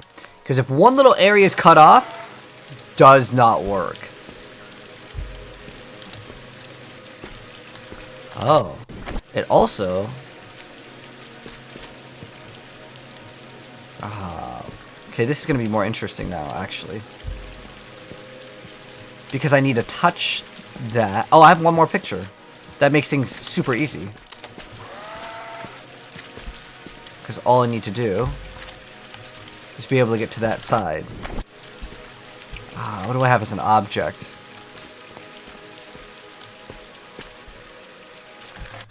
Okay, so I need to take a picture of this back area because it has a little ramp, which will make things super easy. There we go. Alright, so something like this. Will this work?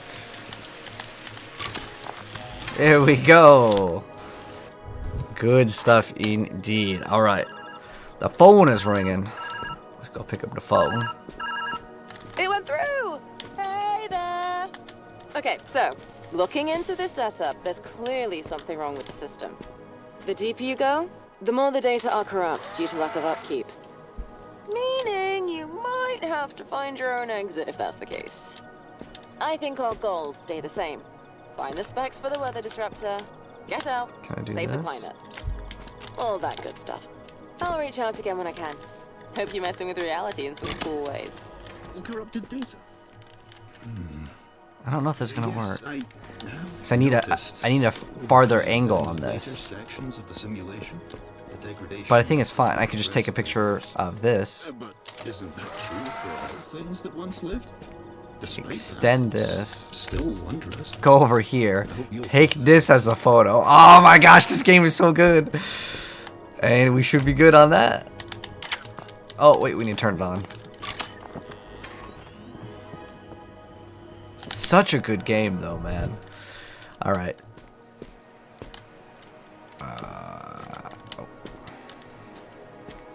So we need to take the picture super far down over there.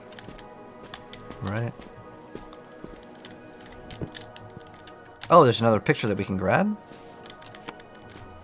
Oh, this lets me just place a ground.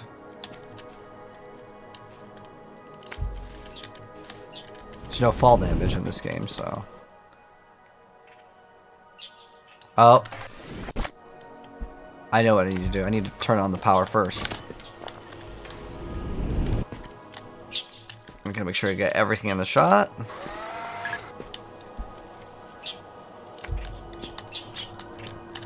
Does this work? Okay, so...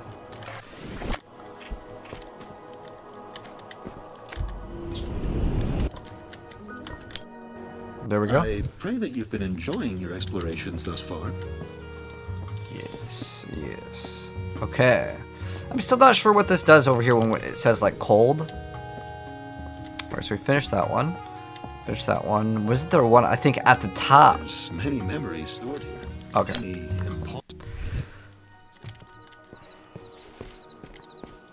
Alright, so we got some shoes. What do we got? So we got... Why don't you take a picture of this?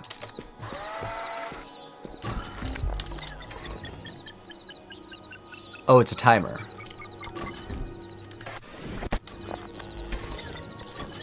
I mean, I can just break it right there. But it's introducing us to timers, I guess. really gets your heart pumping. Well, if you have one, of course. I'm not sure how we're supposed to get this in one shot. Oh, actually, yeah, easy.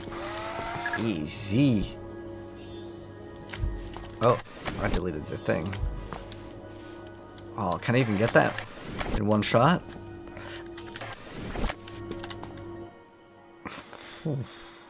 I wonder if I can connect the... Can these be connected? Ooh. I'll be honest, I'm kind of stumped on this one. Like, we were blazing through the content. But... I don't know how I'm supposed to get this in the same shot.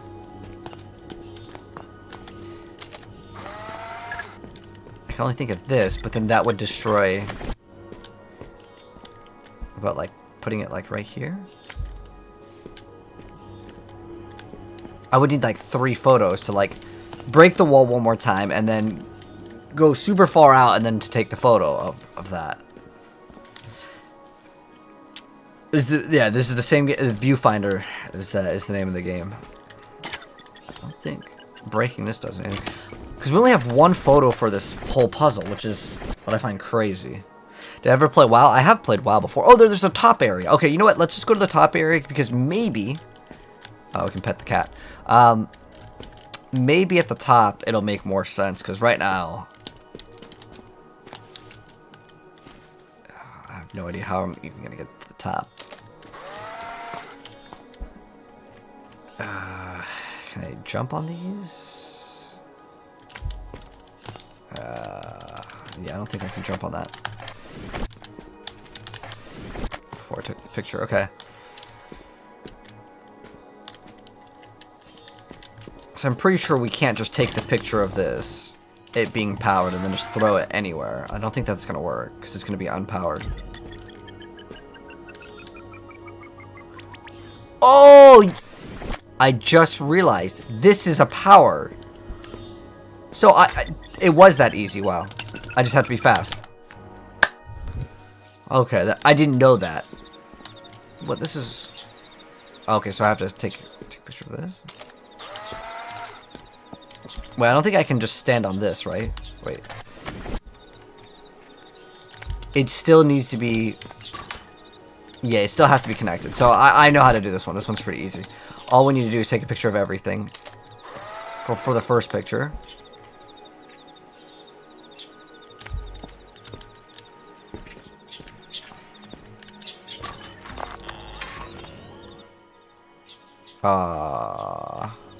Well, it's just, I need to take a picture of it being powered. And it's going to save the power. Wow, that's really cool. So it saves the power in the picture. So good, man. So good. Alright, so this one over here. Is this the same one? Oh, that's like, this is way too easy, man. This is like literally the same puzzle we've been doing. Oh. Oh no, this is different? Oh, you know why? I need to take a picture of it being powered, and it's going to save the amount of power that we have. So just have to be fast.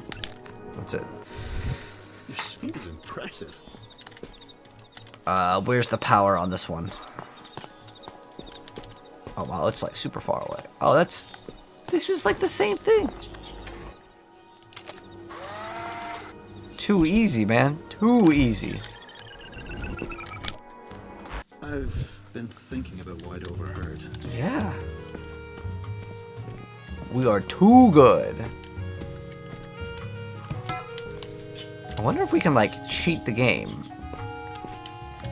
I always like breaking games. It's one of my favorite things to do in video games. So, I'm assuming... Oh, no.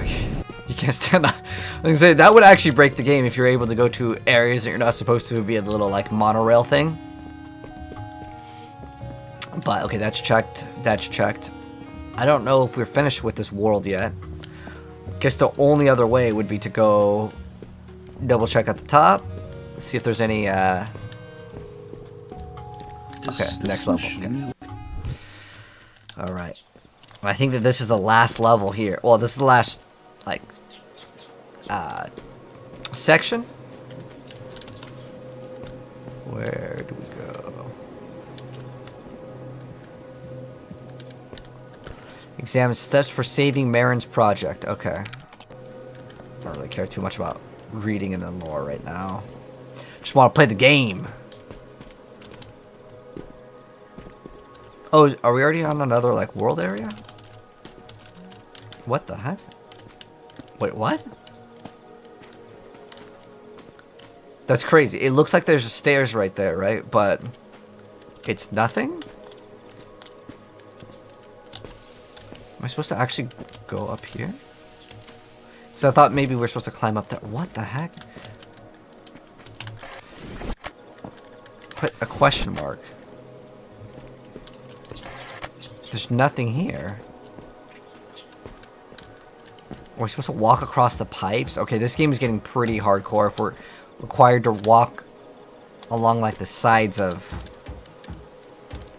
like, the building. But this is getting a little bit cryptic if we're going to have to do that consistently.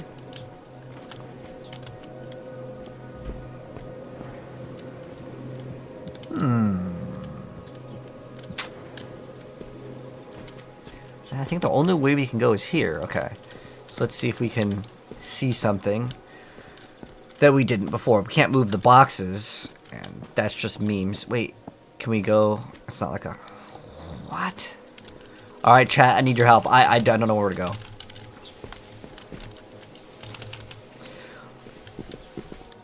Okay, so now what I've just noticed is things aren't what they seem. Like the stairs over here. So there might be another area where it looks like we can't go, but we can go. Wait, what? I thought we came from there. We came from this way, right? But now it's a wall. Oh, what the heck? Okay. They really messed with me. Oh, what the? Now. Okay. This game is absolutely playing mind games with me now. We don't have the camera, though. Wow. That's so mean. What? Because was it always open like that? I guess from this angle, it almost looks like it's closed off, but once you get closer... Clever, isn't it? That one was kind of mean. I didn't really like that puzzle. It wasn't even a puzzle. That was just, like, not fair. And now we don't even have our camera. Didn't even explain why we just lost the camera, which is a huge part of the game. The heck? Not... Wow, that's crazy. Look at this. It's supposed to just look like there's nothing there. I don't like this. Like, this game, originally, like, I'm like, dude, I love this game, amazing. But when they're doing things like this, I think that's... oh, what the heck? Like, what is this? And, like, when you walk backwards, it changes the terrain, or, like, something opens up.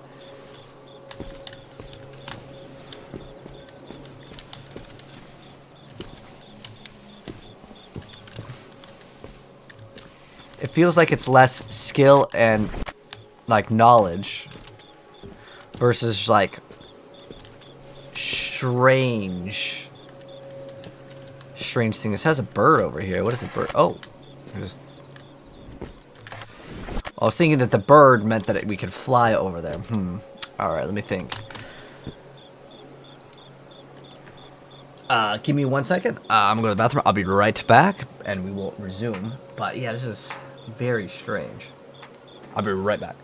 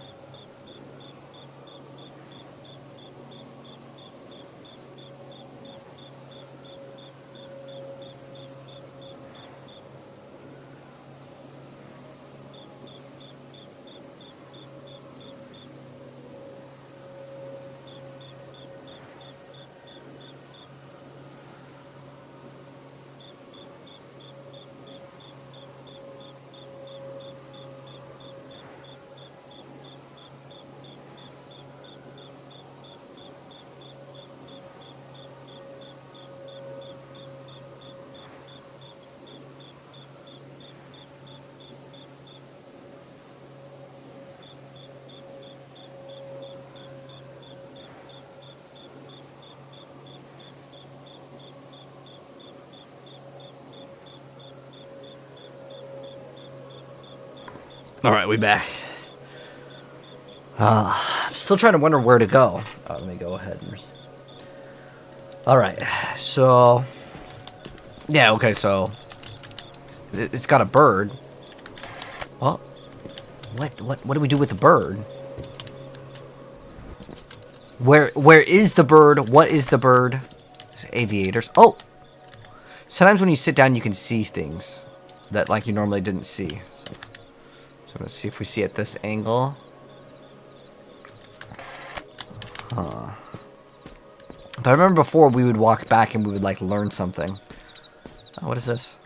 This is a disaster. I need to speak with Miriam before this gets any worse. Where has she been anyway? She's so busy with her work, I haven't seen her outside her space in a while. I'll give her a call. This can't go on. Okay. I don't think we can jump from there to there. That seems quite far. Dang, this one's actually got me stumped for a while. But maybe it's one of these where, like, you literally just cannot see it until you get super close. Because when we walked through here, we definitely didn't see that. Like, that just appeared as we walked, right? What the heck? Okay, this is showing the teleporter. But we can't go through that or anything. Okay. Oh, but can we go on top of that?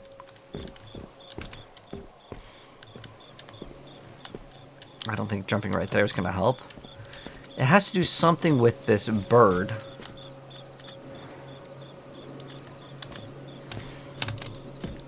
What? You just jump in the air? Like, that was mean. Alright, so go...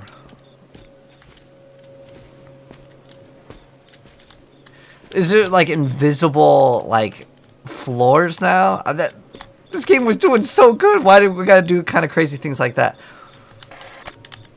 Make a picture of a bridge? There's no camera or anything.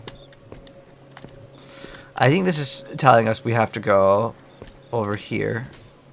No? Because I was thinking this little thing represents the so we have to go. What's it say? Your step, watch it? Oh, okay. Oh, okay. Let's see if I just walk here. Gotta make sure there's no invisible, like, floors. Okay, so now that we're on this side, what like, opened up on this side?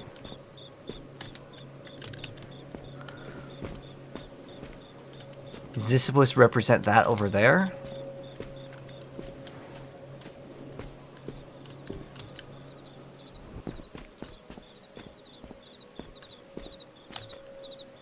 It was like this, right? Something like this?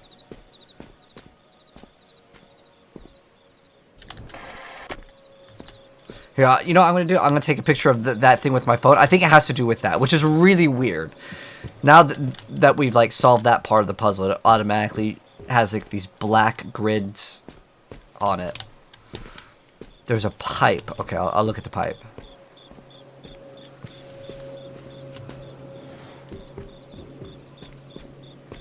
So, obviously, over here, the only thing that's important is this. I'm going to grab my phone. I'm going to take a picture of it, and then we're going to use that. This is a big brain here. Okay, so... But I'm not... Okay, so the exit... It has got to be with this, right? That's the only 4 things. Okay. So, it looks like we do this.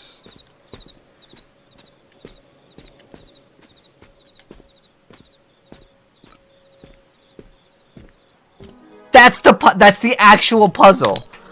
Stuck? Check the pause menu for a hint. Oh, there's hints?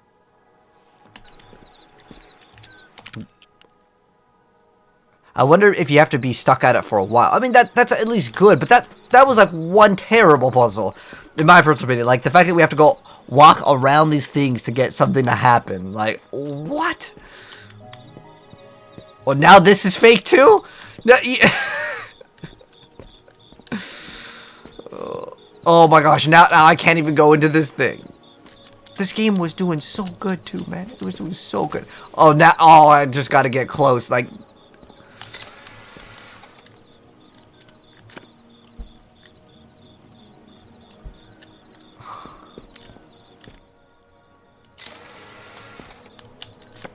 I'm not sure what we're going to be doing with this, but if we can rotate this. Can we rotate this? I'm not sure what that does. I don't even know where the exit is. Where is the exit? Oh, the exit's right here. So we just need 2 batteries. So I think what we're supposed to do is... Oh, I know what to do. We only need to take 1 picture.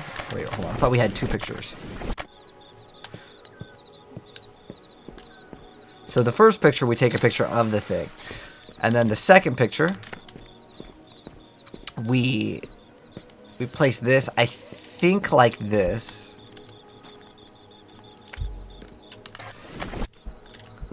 I need to angle it so it can take a picture of... Is that... No.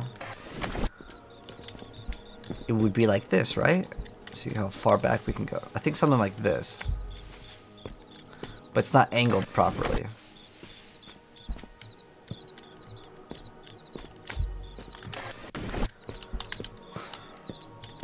I need a picture of like this.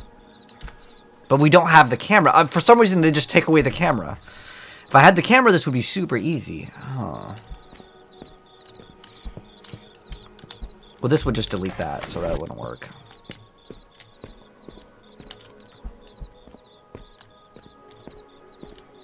Because the camera can only take a picture this way.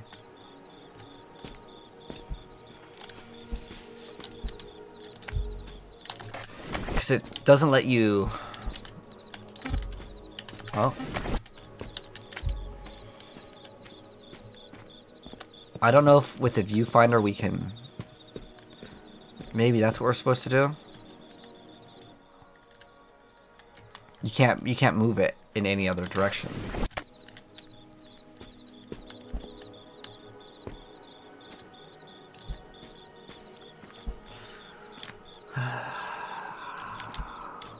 I don't know why I'm thinking about this, but I'm thinking, okay, so we have half of the photo right here, right?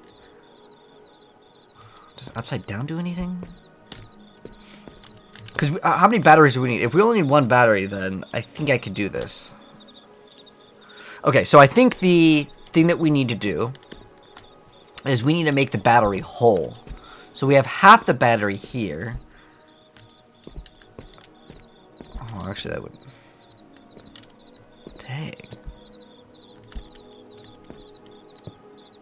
Well, you can't just, like, get, like, partial of the painting.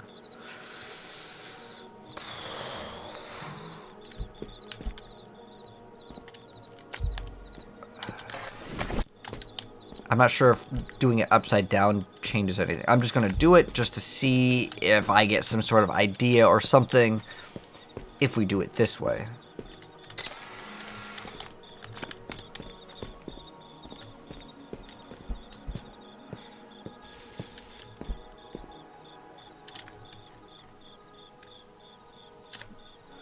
Yeah, I don't think you can complete the... It's not like that.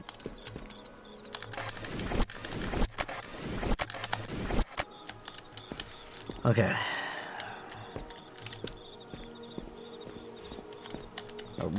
Like, if I could just rotate this, this would be so easy.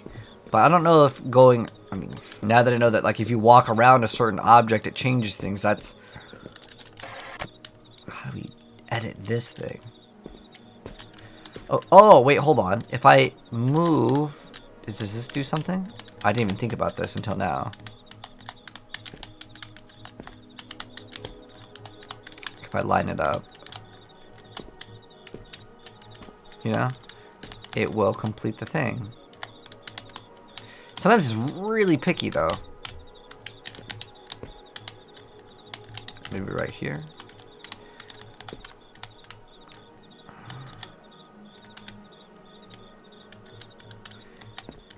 Like we're supposed to line it up. I think that's what we need to actually do. That's like close, but I need it to like not move. I need to be super precise with it, and I hate how that. Maybe we stand on this. No, I'm positive this is what we're supposed to do. Just to look at it at a certain angle. It's like right. It's like right there, man. It's like right there. I'll try to line it up.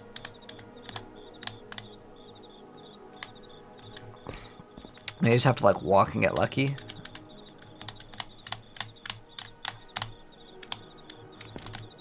I'm about to like go look this up on YouTube right now. Come on, come on. I'm like positive. What I find really annoying is like this is too far to the left, this is too far to the right. Like I need something in between. I'm pretty sure this is how you're supposed to solve it. I'm going to try it again though. Alright. I'm going to take a picture of this. I'm going to line this up. Maybe that's why we have to take the picture. Is so it can line up with this. Wait, no, that wouldn't really make sense.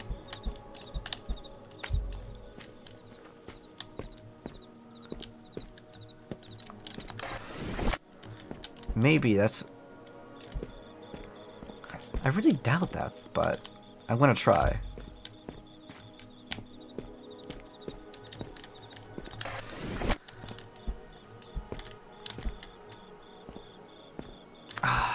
I think that's what we're supposed to do, guys.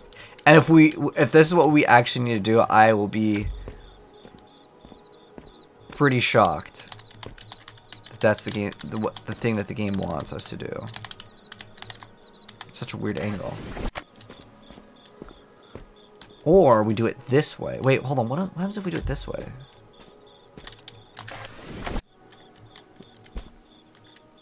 Because it's not on this side? What if we don't need that part?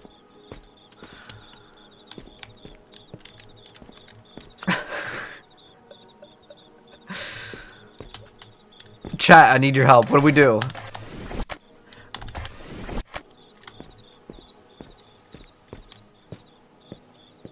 Well, if this completes it, like if lining it up, because I remember like if you can make the picture, look, it's so close from being there. Like the object becomes real, you know? It's not like there's anything that blocks it. Like I was thinking at first maybe we need to get rid of this railing for some sort of reason. Look, it's like right there. Okay.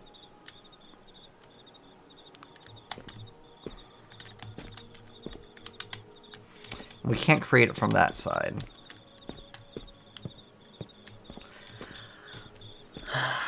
Okay. I'm going to take a picture.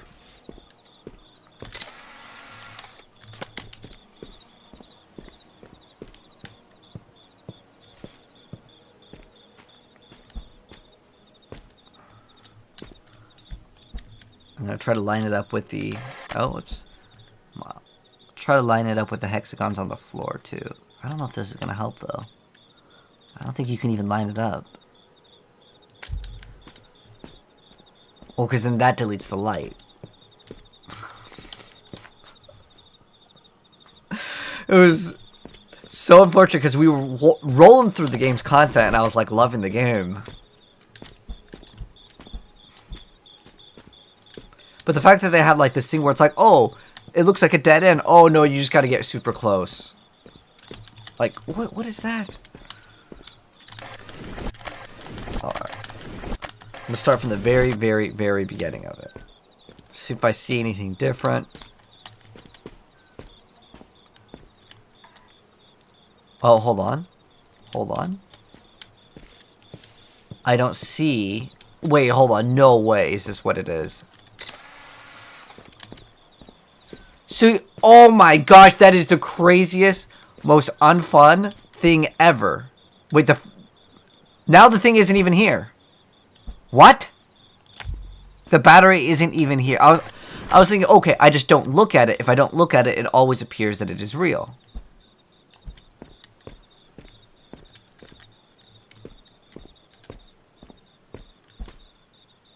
What? Because look, it looks real right there, right? We take a picture and it doesn't pop up.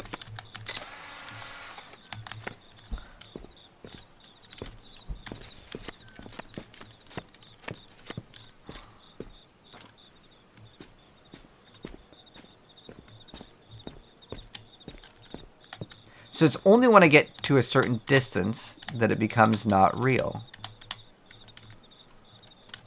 But if I already see it,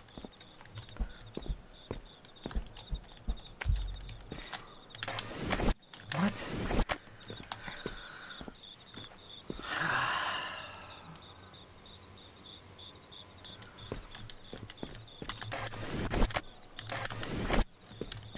Like, what else would I need to do? Oh wait, look through the camera lens.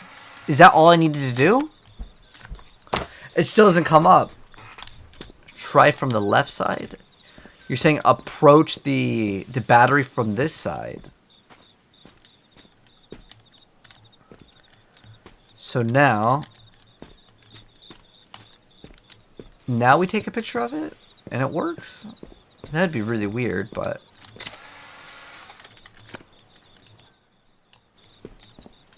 well, this shows half of a battery.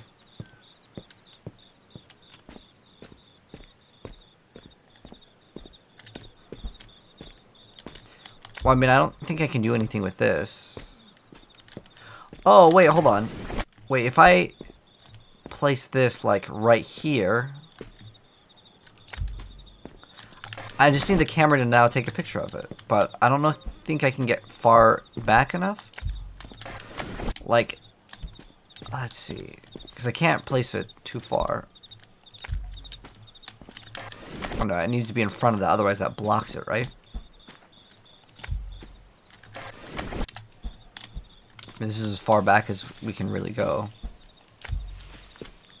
Is that enough?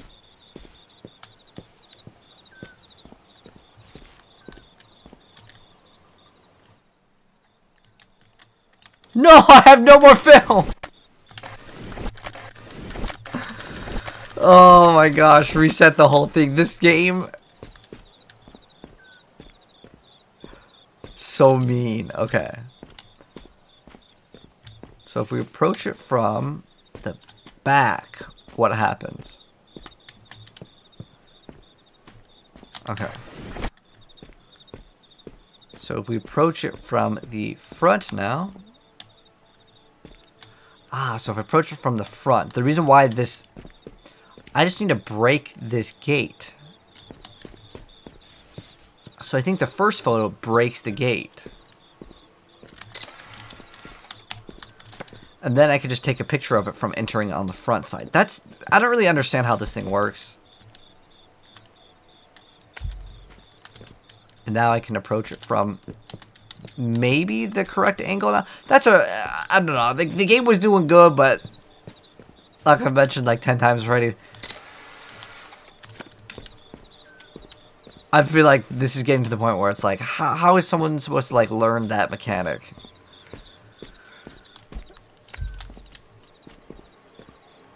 Oh my gosh, it's still just a picture of the damn thing. I can't just take the battery?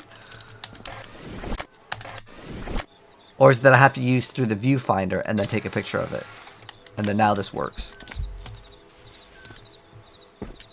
Oh my gosh, never mind.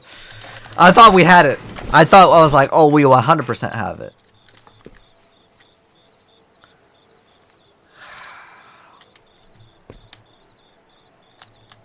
So how close can I get? Okay. But once it's like already not there.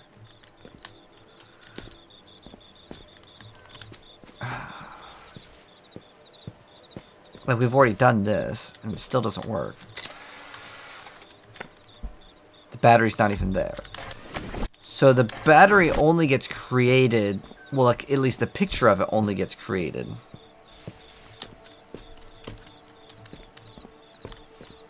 I think, oh. So what if I do this? I don't look at it until we get to the back?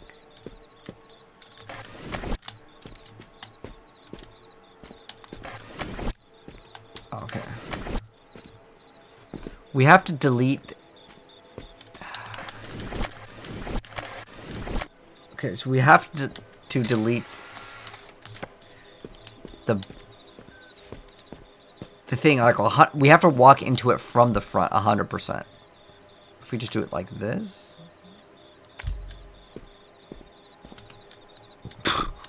Now it's cut off. I feel like this game is trolling me at this point. Okay, hold on. So we have to walk into it directly. No skill issue. This is just like, I feel like mean game design.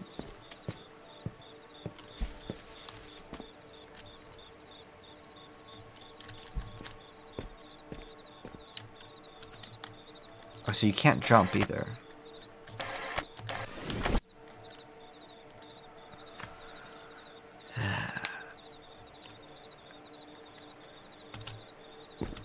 So maybe this was how to solve it, but because we created the background.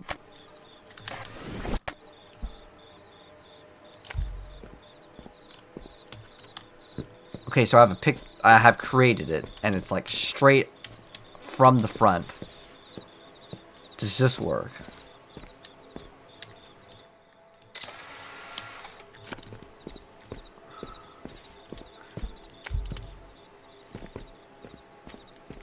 It's still just a picture of the battery.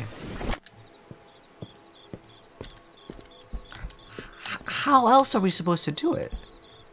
Can the battery fall from the sky? Can the picture of the battery work?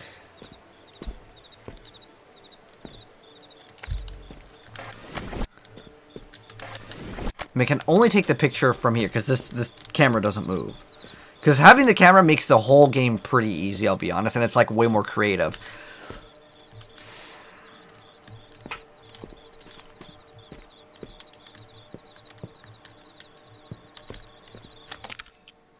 Okay, let's go for a hint. You'll always lose the battery if you approach the pedestal. I always lose the battery if we approach the pedestal. So just don't approach it?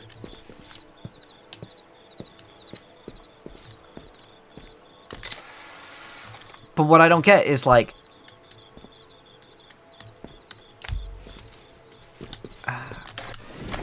so I'm supposed to not approach the battery?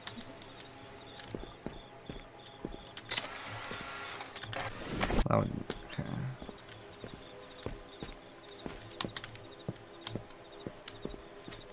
Okay, so it'll create. Give me another hint. That's our only hint. You'll always lose the battery if you approach the pedestal it sits upon. I always will lose the battery.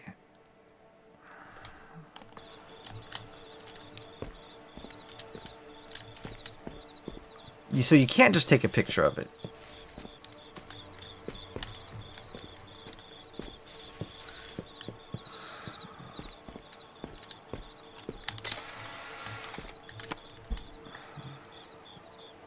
If you approach it. Okay, I'm going to try something.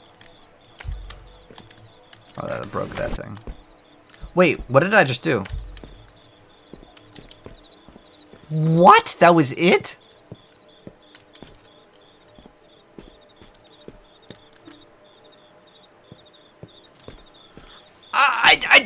I don't know. That, to me, is wild that that's how we solve it. Well done with that. Don't you find it? We just take a picture and it just drops. Like, we place it right over it. Space and motivation. That doesn't even make sense. To me, that genuinely doesn't make any sense. Special.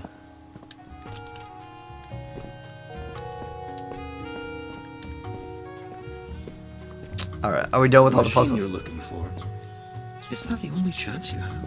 the only solution your mind has decided upon? Okay, we completed it. And there's only forward, isn't there?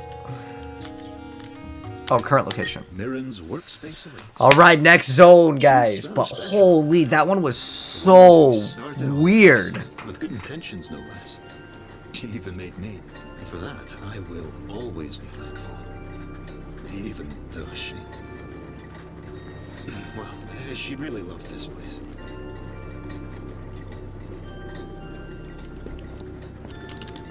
Very strange stuff, man. Very strange stuff.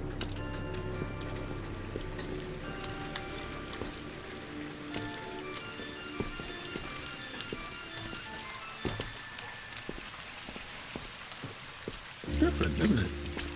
Mirren was passionate about her studies.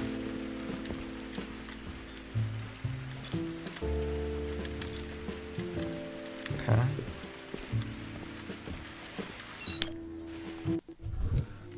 Okay. This one we have the camera. Like, the camera is what makes this game cool. I think when it's stationary, that's fine in the very beginning. This is easy. But these batteries are... What? Useful in their own way. I wonder how you'll navigate them. What? Are these different than regular batteries since they're... No, they're the same. Why would they even put one over there? I could just take a picture of this.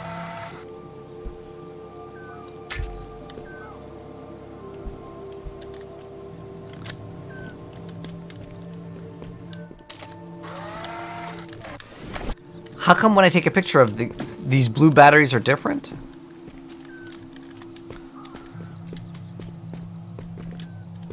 So we can't break the gate, so what do? Just create some terrain and walk around it? So I think that this is introducing us to blue batteries. I feel like they should explain that blue batteries, or they call them ghost batteries, because I still don't know how we solved that last puzzle. But You figured it out. Mirren would have been okay, so we can't walk through We're that. gonna reach that teleporter. Oh, just get film. There's the film.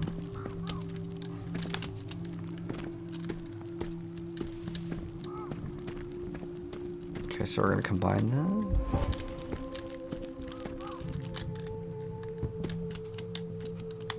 Pick up the cube.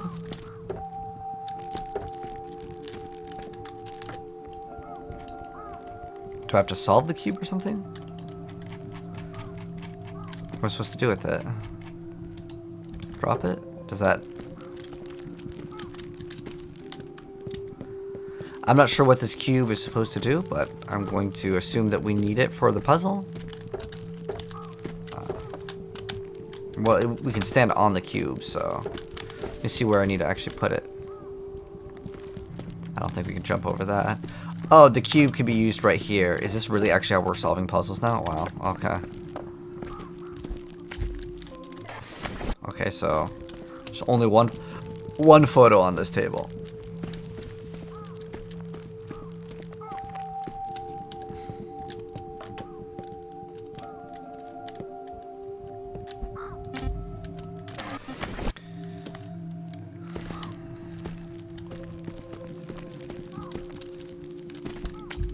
Oh.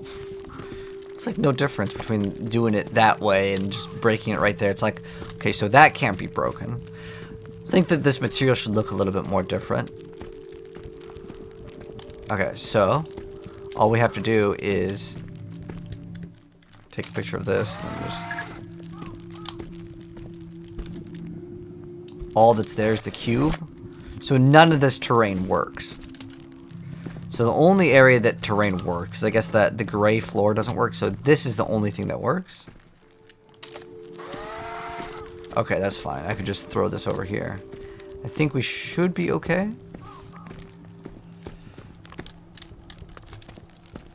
Oh, actually, I don't know. Let's see.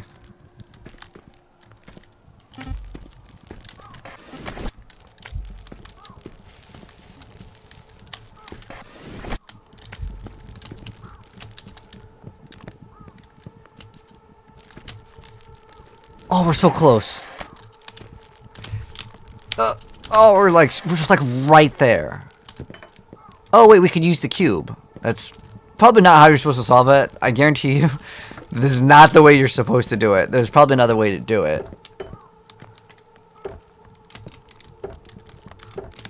No. Okay, so for some reason when I jump right here, okay, it was like kicking me off.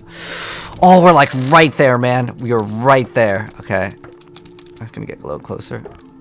Okay.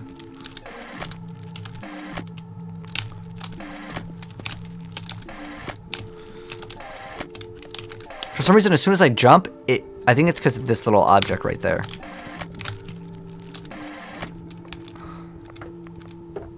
Nope. No, my cube! Wait. No. Did I just lose the cube permanently? I mean, we could take the cup, right? Wait, is the cube permanently gone now?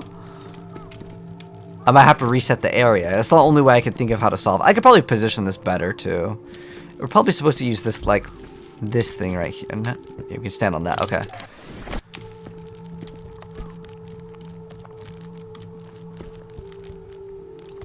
Can we get maybe a better picture? Okay. So... Does this ground take? No. So the only thing that works, as far as the picture goes, is this.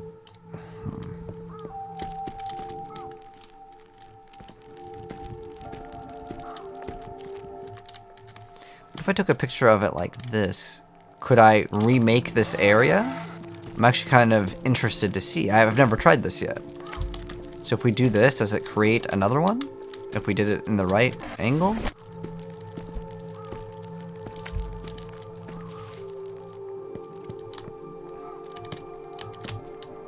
I feel like I could definitely do it with the cube, but without the cube, I don't know how we would do it.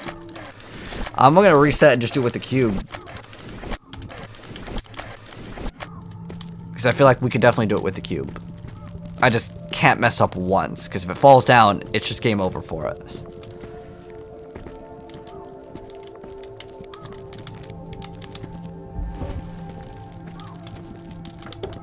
So the cube is used just for the ability to get over here. I wish you could just save. So after a certain amount of time, it'll give us the ability to do a hint. Okay. Use that, break the wall. Just kidding, that didn't break the wall all the way. Okay, there we go. So we break the wall. And if we go back, we lose the film, right? Okay. I was thinking that if we could still have the picture somehow, that would help, but I don't think so. I'm trying to look at... Maybe there's an area super high up that we can take that I didn't see that would actually help. Oh, you know, I'm actually wondering as well. Can I just, like, look through this and just place the teleporter? Like, what if I just...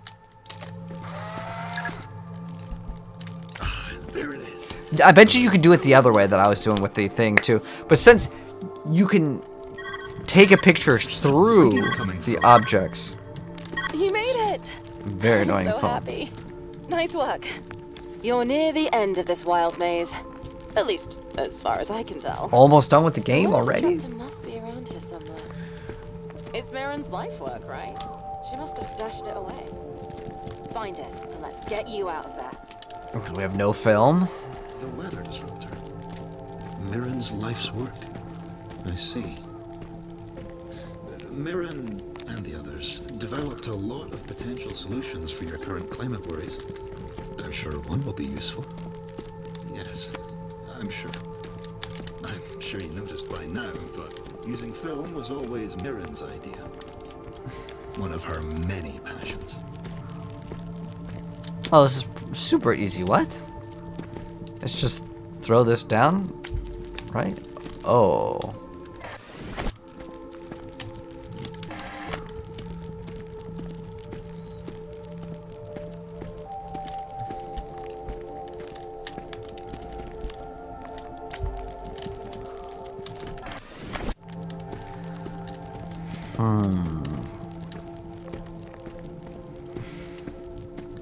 Well, I can get from here to here.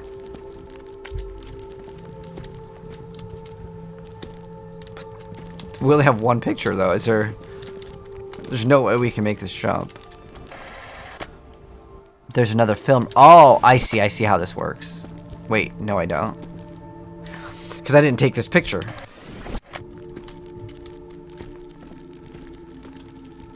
The picture was all the way down in that red room, right? There's nothing else.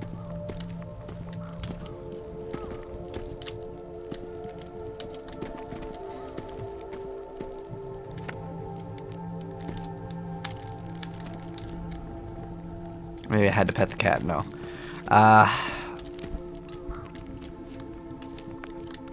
Maybe I do it from here. Because what I need to do is get over there. Because that area has another camera, like it has our as film.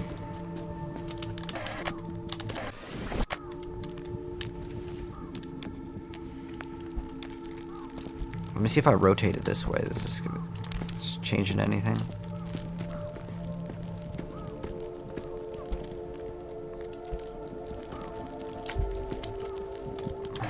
It's too short this way. This one doesn't really do anything different.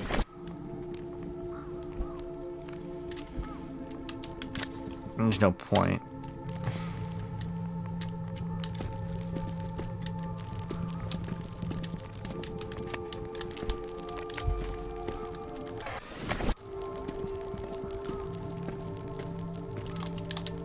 Maybe I'm supposed to use it as a ramp.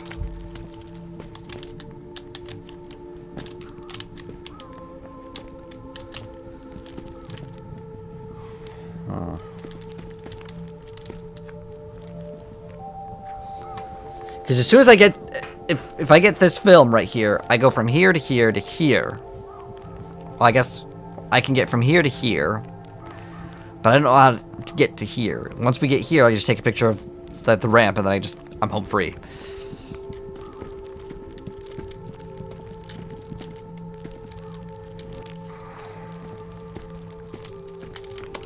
They didn't give me a hint yet. I haven't been stuck on it for long enough.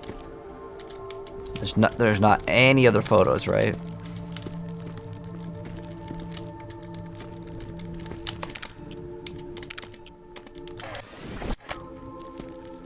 At some point, it'll give me a hint if we're stuck on it for too long. But yeah, it's just not long enough.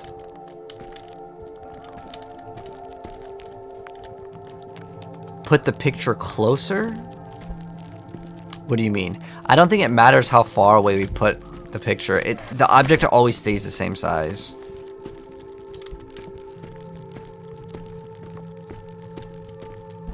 Wait, what about this? What is over here? Oh, there's another photo. Oh, well, that changes everything. Wow. And this one just bridges those two.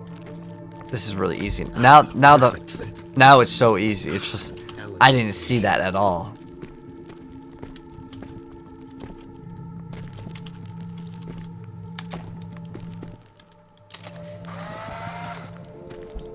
I think this is it, though. Okay. At least the next area is like right next to it, so that's kind of nice. Aaron always loved her research corners. Okay, so we have 5 pictures. Oh, okay. So the blue objects, when you take a photo, it doesn't... I wish they explained that, because that wasn't explained at all. It's not a battery, right? That's just a cup. Okay. So I have to find where the heck the battery is.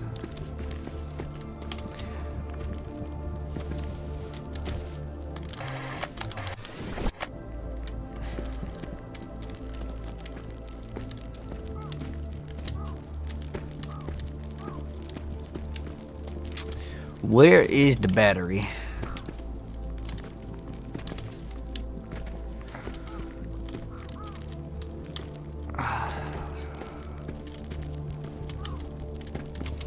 Interact. All Oh. this work. I see now that it's only part of the solution. What we need is a grounded catalyst that can place full control over the atmosphere directly into our hands. A machine to offset the RISE project's nitrogen emissions. The missing piece of the puzzle that will bolster the architecture's weaknesses. Kate, can you archive this batch of results? I've a brilliant idea that I need to diagram. Oh, there's the battery right there.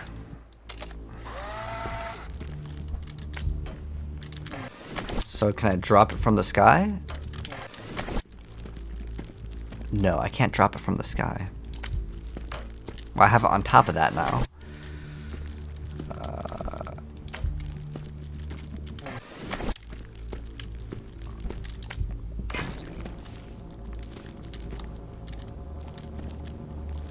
Oh, we need 2. Oh, that's really easy. I just need to do the same thing twice. So you just place it. Okay. That one was like, okay. I'm still salty about that other puzzle with the, like, the angle that you go at. Like, that one still doesn't make sense to me. Oh, it's a blue battery. So the blue ones, yeah, you can't do too much about. This one we could still probably do the same strategy, but I don't know how to get the blue battery out. Like, how do we get the battery out?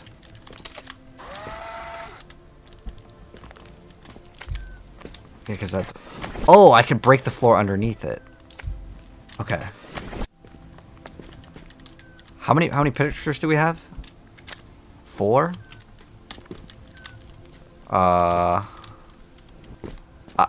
I wonder if this is actually a method to solve it.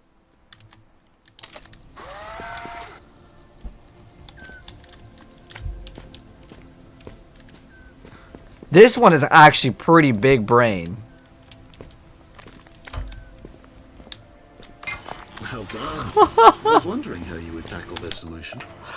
That one was good. Okay, they do it a little bit better now because I was kind of losing hope for this game.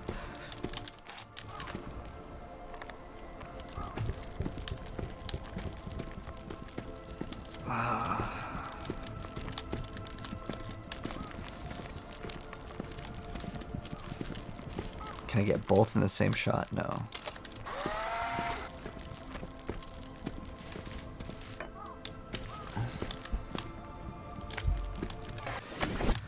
Oh, this is just step on the thing, right? But how... Wait. Can I just take the photo? How many photos do we have? We only have 1 photo? Oh, that's pretty easy, though, because it just goes through everything. I don't like this one at all. Wonderful solution. I've been pondering about your search. I'm wondering... 1 battery. This 5 weather photos. disruptor? I know of it. Oh. If I'm right, then you're not too far away. Tell me, is this your solution to heal the world?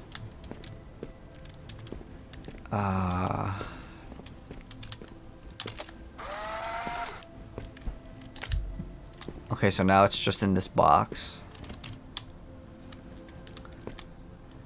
How the heck do we get that thing out of the box? Super stumped already.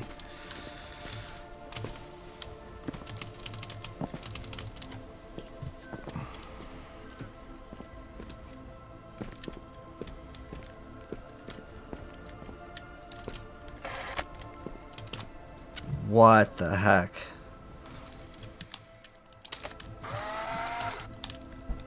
I'm just gonna try to walk towards it and see what kind of stuff we can see. Maybe I can find out from like another angle.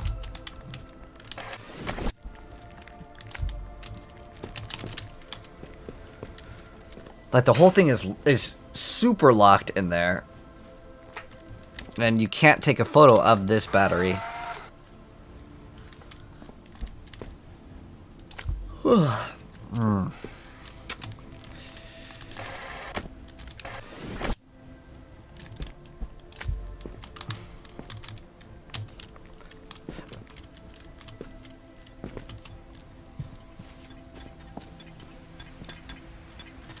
Oh, I actually know how to solve this already. That's like way too easy.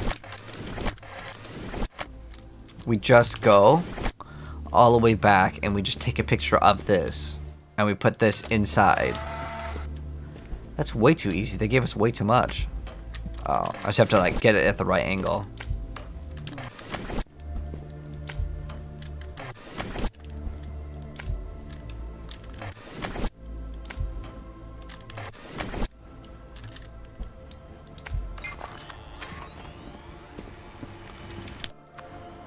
Yeah, giving us 5 photos just makes it look way too complex. That one wasn't that bad though. That one was okay. I'm rather fond of this structure. It makes me feel tall. I wonder. Hold on. Higher we go. Night vision. Are these difficulties?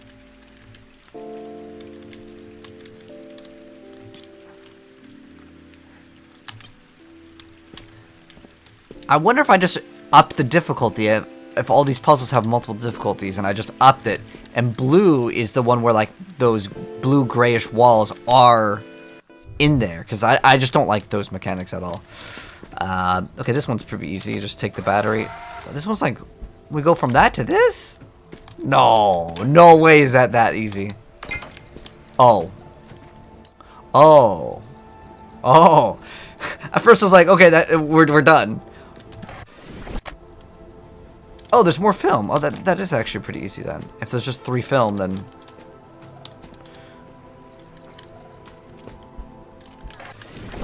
Okay, I didn't know we had more than 1 battery required. Okay, so we have 2 pictures now. So, 1 picture. Place it down to get 2 of them.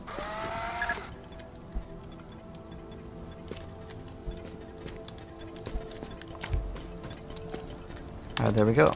Did I break the teleporter? Oh, now I need 4. Wait, whoa. 4? Well, obviously, okay, so the first one, you take 1. That's 100% a given. Okay. Then, with this one... Well, I guess it doesn't really matter. Okay. Then we take this. And then we get 2? But that's still... only 3 batteries. I think we have to take a picture of the film. Oh, this one's actually a pretty good puzzle, but I'm pretty sure, yeah, we cannot solve this one because that one is still inside. And we can't get in there.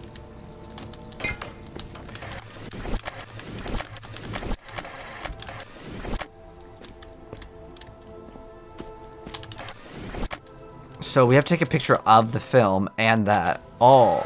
Wait, this is actually infinite film. Now that I think about this. Yeah, you can pick it up. Oh, whoops, I destroyed the teleporter again. But... So now we take a picture of this. Oh. This is infinite film now. Wait, I can take... Oh, no, yeah, it's just infinite. Okay. This is cool. Like, it's pretty game breaking, but it is infinite. Oh wait, we have duped film. Oh no, because one will create the other one. The batteries I can create like infinite of them. It's pretty cool. I wonder if this can actually break the game if you put like too many objects at once. It's fine. We're good. That was a good puzzle though. It's cool.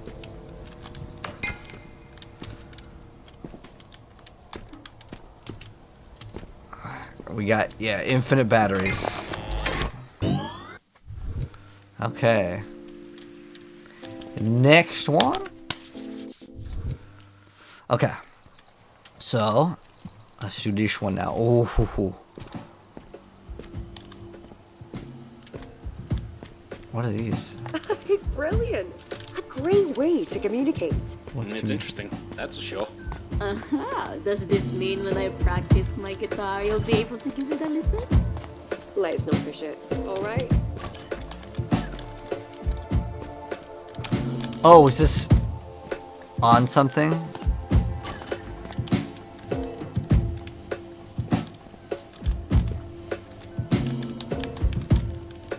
Oh, I thought that was...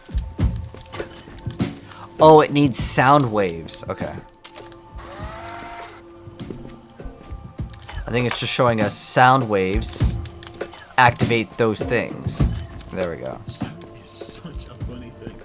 Millen shared with me that it travels faster than light.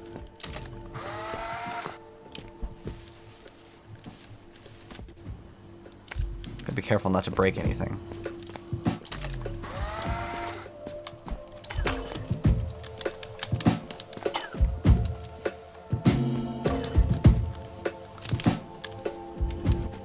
Okay, so we got all these lit up. Then now we get the teleporter. There we go. Alright, that one was like a pretty solid one. I'll give him that one. That was pretty good. It's pretty good. Everyone deserves to have a bit of fun. Okay. Even in the throes of work. Let's do one more. Okay, so we need to be powered. We need the boombox. The boombox at the end of the day is basically just like a weighted companion cube or something, but it does have the ability to be like further away. It just makes you want to get up and dance. And also power a teleport out. Well, I don't know how far away it can be. Oh, okay, that works. Oh, okay. It's not too bad. Not too bad indeed. All right. But this is where I'm going to go ahead and end it for part 2 of our playthrough of ViewFinder. But, man, I'm going to admit, there was a few puzzles that stumped me. So, like, that one with the sphere, I still don't even get how we did. The whole, like, illusions of, like, oh, well, you just got to, like, see the thing, and you had to walk around the cylinders. That was a little bit disappointing. But I'm still enjoying the game because they redeemed themselves with some of the other mechanics. Like the one where you have to like, make it go through the floor and you have to build a floor underneath. That was really cool. So I'm enjoying it. Anyways, thanks for tuning in for part 2 of ViewFinder. More very soon, Kappa. But, yeah, very good game. But Geeked, Upcard, thank you so much for the TikTok corn. Appreciate it, man. I'm going to go take a break for a while. I'm going to edit some PoE videos. And later tonight, we'll probably play a little bit more of this. But yeah, fun stuff indeed. But GG's, guys. Thank you so much for stopping by. I'll see you guys later for some more games. Probably some... I don't know. Definitely this, though. I'm going to play this. Actually, we have a new game today that's called Battle Crush. I played it for about an hour. It was actually kind of cool. It's a new Battle Royale game. It's kind of like League of Legends / Battle Royale, but it's like 3v3s. Most people suck in this game. I ain't gonna lie, dude. I already have some dubs in it, but take care, guys. I'll see you guys later for some more games.